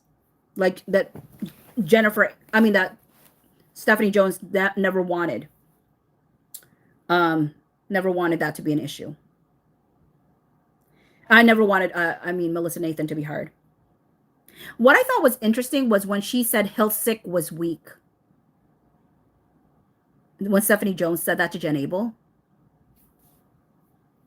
Because that's the company that Melissa Nathan came from. But she was talking about the guy that owns Hiltzik. She said that he was weak or something like that, which I found very interesting. So Melissa Nathan is the founder and CEO of the agency group PR LLC. Jones, redacted. Abel, redacted. Catherine Case was a vice president of TAG until late December 2024 or early January 2025. On July 25, 2024, Nathan and Case met with Heath and Hanks for an introductory call, during which Wayfarer provided details regarding onset redacted that were the subject of Lively's and others' complaints, as well as the protections for return to production. Case's notes from the meeting stating the following, all redacted. After the call, Wayfarer redacted. Abel and TAG plan to get ahead of the narrative. On July 31, 2024, Abel texted Heath and Toskovic informing them redacted. Abel added that her friend redacted. I mean, I hate all these redactions because I already know what they're quoting. Like, these things are... Okay, whatever. When a publicist tells a journalist information, regardless of whether it's off the record, redacted, redacted, redacted. On August 1, 2024, TAG discussed a redacted, redacted, redacted, redacted, redacted, redacted. On August 2, 2024, Case on behalf of TAG sent Wayfair and Baldoni a scenario planning document. The scenario planning document outlined redacted, redacted, redacted, redacted. In that document, TAG recommended that Wayfair redacted and outlined a number of, gosh, I would be too tired to say all the redactions. So there's just a huge, big slew of redacted. 688, the scenario planning also suggested that the TAG, you know what? I'm so tired of saying redacted. She redacts so much. So I'm going to say this.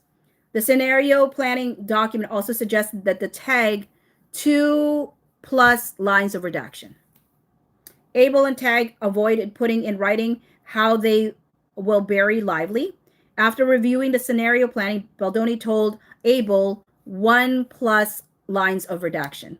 Abel then texted Nathan that Baldoni 1 line of redaction. Nathan sent the following messages in response: 2 lines of redaction. And then B, 2 lines of reduction. C, like 2 lines of reduction. D, 2 lines of redactions. Nathan also sent Abel 2 lines of redactions. The next day, on August 3, 2024, Wayfair executed TAG's engagement letter. On August 4, 2024, Abel told Nathan that she was 2 lines of redactions. Nathan redacted and told Abel that she 3 lines of redactions. Well, technically, maybe a line and a half. That same day, Case emailed Nathan the 17 protections for return to production list, stating that 1 line of redaction. Nathan then emailed the same to Abel and Mitchell. At this point, Baldoni's 1 line of redaction to Baldoni's talent agent, Danny Greenberg. The Sony publicity team provided Baldoni extensive feedback on how to better approach interview questions during his press tour. Specifically, Sony advised Baldoni 2+ lines of redaction. On August 5, 2025, internal Sony emails discuss how in a Dallas Morning News interview, Baldoni 6 lines of redaction. A Sony executive noted that they 1 line of redaction. Okay, we're going to stop there. We have 223 of 259 left to read of this document, of her supposed undisputed facts, and I've never understood why undisputed facts would need to be redacted, because it doesn't have to be. So let me do one final read of the chat, then play a song going out. If folks could, as I'm reading people's comments section here, if people could suggest what should be the closing song today from the album, let me know.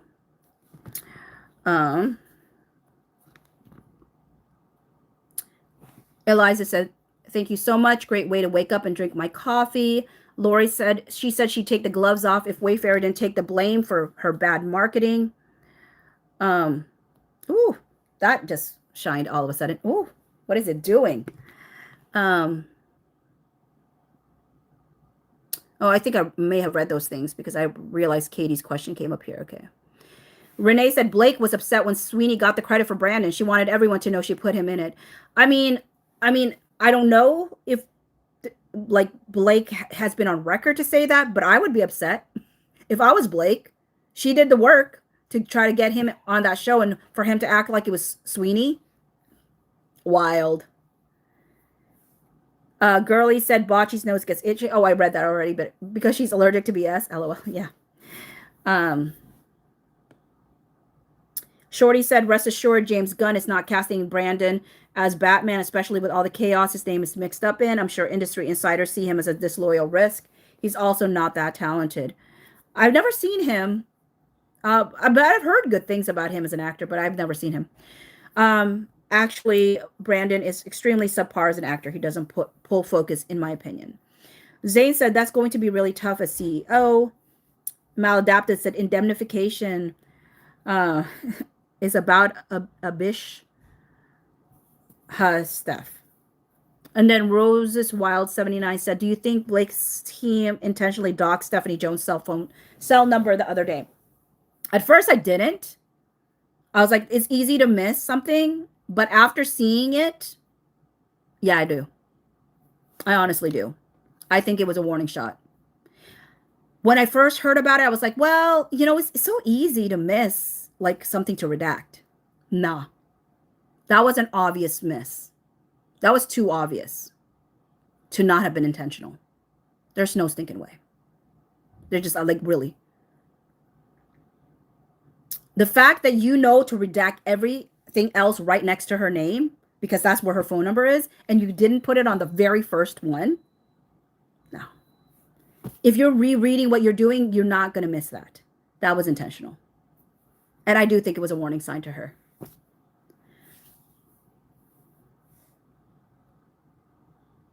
Zane said, I do, Rose. And then I do too, Zane. LOL, said Roses. Katie said, giddy up. It's about to get wild. Renee said, Blake will roll over and say it was Jones the whole time. Maladaptive said, we didn't start the fire. That was you, Ryan. Because the little pyro, Christy said, I can play that song on the flute thanks to middle school concert band. Prickly said, their use of weak is interesting. It feels more personal than just saying they're bad at their job. I really did feel like it. I think the situation she had at Hilsick, I think that's where she worked with Melissa Nathan, is my guess. Because Melissa Nathan used to be there, and they worked on it sounds like they worked on a job together with for Justin Bieber. Hence, Homestead said, OMG, you're still alive. LOL. Are you on TikTok also? I am also on TikTok. TikTok is where I originated before I migrated. Well, I'm not migrated fully on YouTube. I still do TikTok, and I bring over my TikTok videos onto YouTube. Amy said, morning coffee with Bocce. Go Hawks. I love it. Thanks, Amy. Prickly said, say blacked out instead of redacted. It's not as wordy as 2+ lines of redacted. Yeah. So Zane said slammed. Hens says because they're so undisputed, haha, comical. Maladaptive also says slammed. Christy said, do you think she could use not doing the sequel as retaliation? I mean, who would want to do another sequel with her? TRRAHR says, the truth always comes out. And Paul Feig said it was her. Yep. Christy said Brandon was boring as Atlas. Roses Wild said thanks for the stream. The Butler says, I think she told BS to do that, so the narrative of her doing him favors isn't out there. I think it was actually WME that said, look, he's going to be our next cash cow, and you need to not have him wrapped up in your drama. And since you're both on WME, if you want to stay in our good graces, you're not going to wrap him up in this. We're going to come out claiming it was Sydney Sweeney, and you're just going to suck it up. Hans Homestead said, okay, when the BL and SJ's gloves come off, it'll be World War IV. Prickly said, I liked Brandon in 1923, but now he can go to the basement for all I care.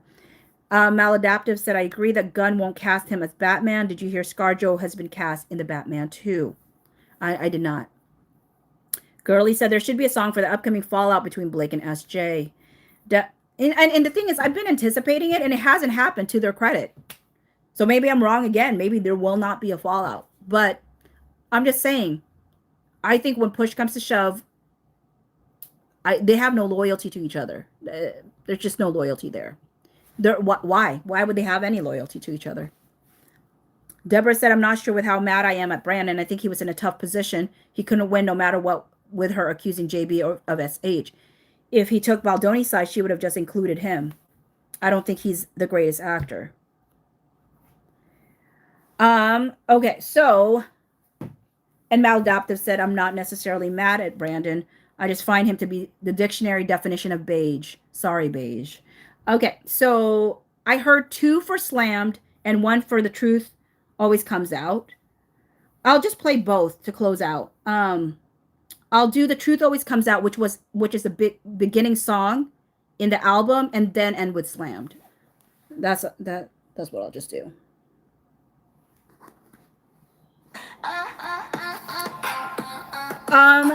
The topic is 56.1 from Blake's responses of her undisputed facts. Everyone asks me, why did she do it? I say, I don't think she thought it'd get this far. It was just Bye, a Prickly. little reputation rehab, but setting his reputation on fire. But what Amy she said didn't Brandon know Sklenar has one expression that he acts was with. the plan One would expression. backfire. It's The awful to truth always watch. comes out. The truth always comes out. Him and Sydney Sweeney in one movie is a no for me. You can't hide it forever. TRR says that bops. The truth always comes out. You thought you put his back up against the wall, make him feel a little desperate. Get the sequel on the negotiation table. You wanted the next 350 million in your own pocket. The truth always comes out. The truth always comes out. You can't hide it forever. The truth always comes out. Yeah.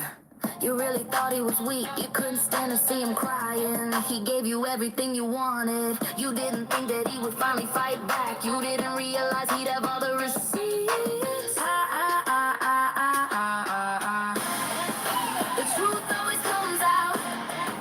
The truth always comes out. You can't hide it forever. The truth always comes out. The truth always comes out. The truth always comes out. You can't hide it forever. The truth always comes out. Yeah.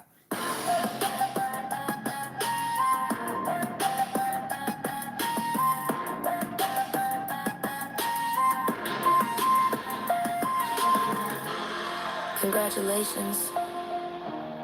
You truly pulled back the curtain on your sinister retaliatory tactics to harm people who speak up about your own misconduct. Now we hope this helps protect others from being targeted by you. The truth always comes out.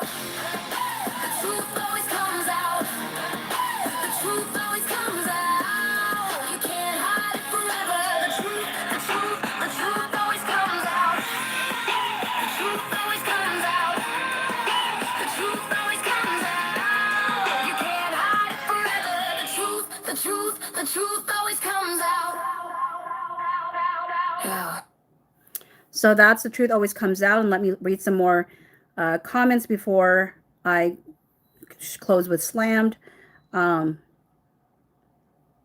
Daniela, I hope you heard it. My answer to your question about what was the topic was the 56.1 undisputed facts, that additional undisputed facts that Blake Lively's claiming. Prickly said, bye, Bocce. Have a good day. Thank you. You too, Prickly. And I think I read Amy's comment already. Let's see here. Hans Homestead said, banger. Thank you. I also don't think ScarJo would act with Brandon. Wouldn't want any stains from Blake near her.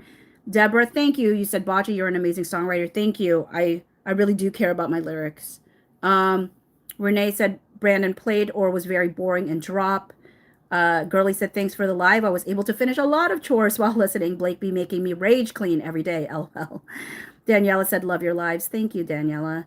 Deborah said, it's amazing how fast you write these songs and how amazing they are. Now, mind you, the lyrics I write, right? The music is through the controversial platform that people think is controversial at this point and someday will not be as much. It just really creates accessibility to folks that may have songs in their heads that always needed it to be displayed, and is the use of Suno. But that's why I'm able to produce like the songs as quickly, because the pieces I need to do is just the lyrics, and then I choose the voice and the sound. But thank you for understanding like that writing songs is an art form itself, and that there's musicians out there that don't write their own lyrics. It doesn't make them less of a musician or a less of a singer just because they write their own lyrics, in the same way that a person who writes lyrics is not less than, simply because I have to have other tools to use to be able to express it. So I just want to say I appreciate that a lot. So thank you for saying that. Maladaptive said, thanks, Phoebes. Appreciate you. Daniela said, doing my chores now and we'll replay this video. Amy said, BS ruined 1923 for me and I love Yellowstone. Renee said, Bocce, you are good. Keep it going. I share them. Maladaptives. Oh, wait, no. Let's see. Echo said, oh, no, I just I only just got here. I'll rewatch the rest after. And Deborah said the fact that you write such amazing lyrics so fast is an art in itself. Thank you, Deborah. I appreciate that. I mean, and I appreciate that because I don't feel like I'm a very metaphorical writer. I feel like I'm very straight to the point kind of writer. So I appreciate that a lot. And so then this is Slammed, which is a genuine crowd favorite. And I jokingly had always said it's so amazing that a story about a chair is such a crowd favorite, but it is. So here's Slammed. You said he yelled at me. I don't remember exactly what he said. He yelled something, then slammed his hands down on the director's chair next to me and walked away. Slammed his hands down, stop, rewind, slammed the chair, stop, rewind, slammed the chair to the ground. Who's doing revisionist history now?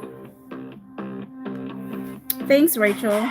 You said if he does something like that to me One more time. I'm going to walk off the movie. Well, you never walked off the movie, did you? So I'm gonna guess he never did again. Slam his hands down, stop, rewind. Slam the chair, stop, rewind, slam the chair to the ground. Who's doing revisionist history now? I was thinking of making an emoji for Bocce Buddies and Bocce Besties with a chair. But you could do a play-by-play of what Jenny said and made. That's convenient. Slam his hands down. Stop, rewind, slam the chair. Stop, rewind, slam the chair to the ground. Who's doing revisionist history now? Slammed his hands down. Stop, rewind. Slam the chair. Stop, rewind. Slam the chair to the ground. Who's doing revisionist history now?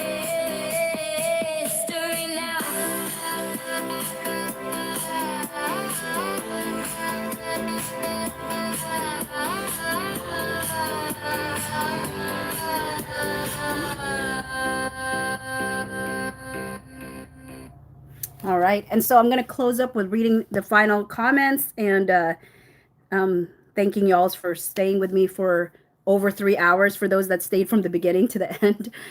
Zane said, Slammed is my fave, I think. Rachel says, thank you for this coverage. Oh, and I did this thing with the light again.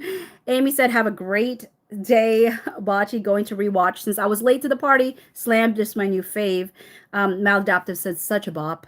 TRR said, this is best chorus. Amy says, you have a good voice. Thank you. People say, like, why don't you sing your own songs? Because it's, again, that would require studios and things of that nature. And also, like, I think certain voices really lends to the song. Zane said, I love the bridge. And then Christy said, Suno is a creative tool and it will be used for good and bad, just like everything on the internet these days. But at the end of the day, it's a tool for creativity. Thank you for understanding that, Christy. I think some folks really genuinely don't understand that. And I understand all the controversies that come with AI. I do. And it's very worthwhile conversation to have. But I've never been a fan of like the shaming that people do instead of like having a real meaningful discussion around like the reality that AI is involved in all of our lives. Even people who don't think they use it are using it simply because a lot of the tools that they use right now already use AI. It's embedded in their tools right now. Deborah said, LOL, that's a great idea. Echo said, chair emoji would be funny. And Maladaptive says, now my 3-year-old is joining in the dance party, which y'all know I love it when spouses and children get involved in things. So I thank you for introducing me to your family. So that's all I will say about that. I always love that.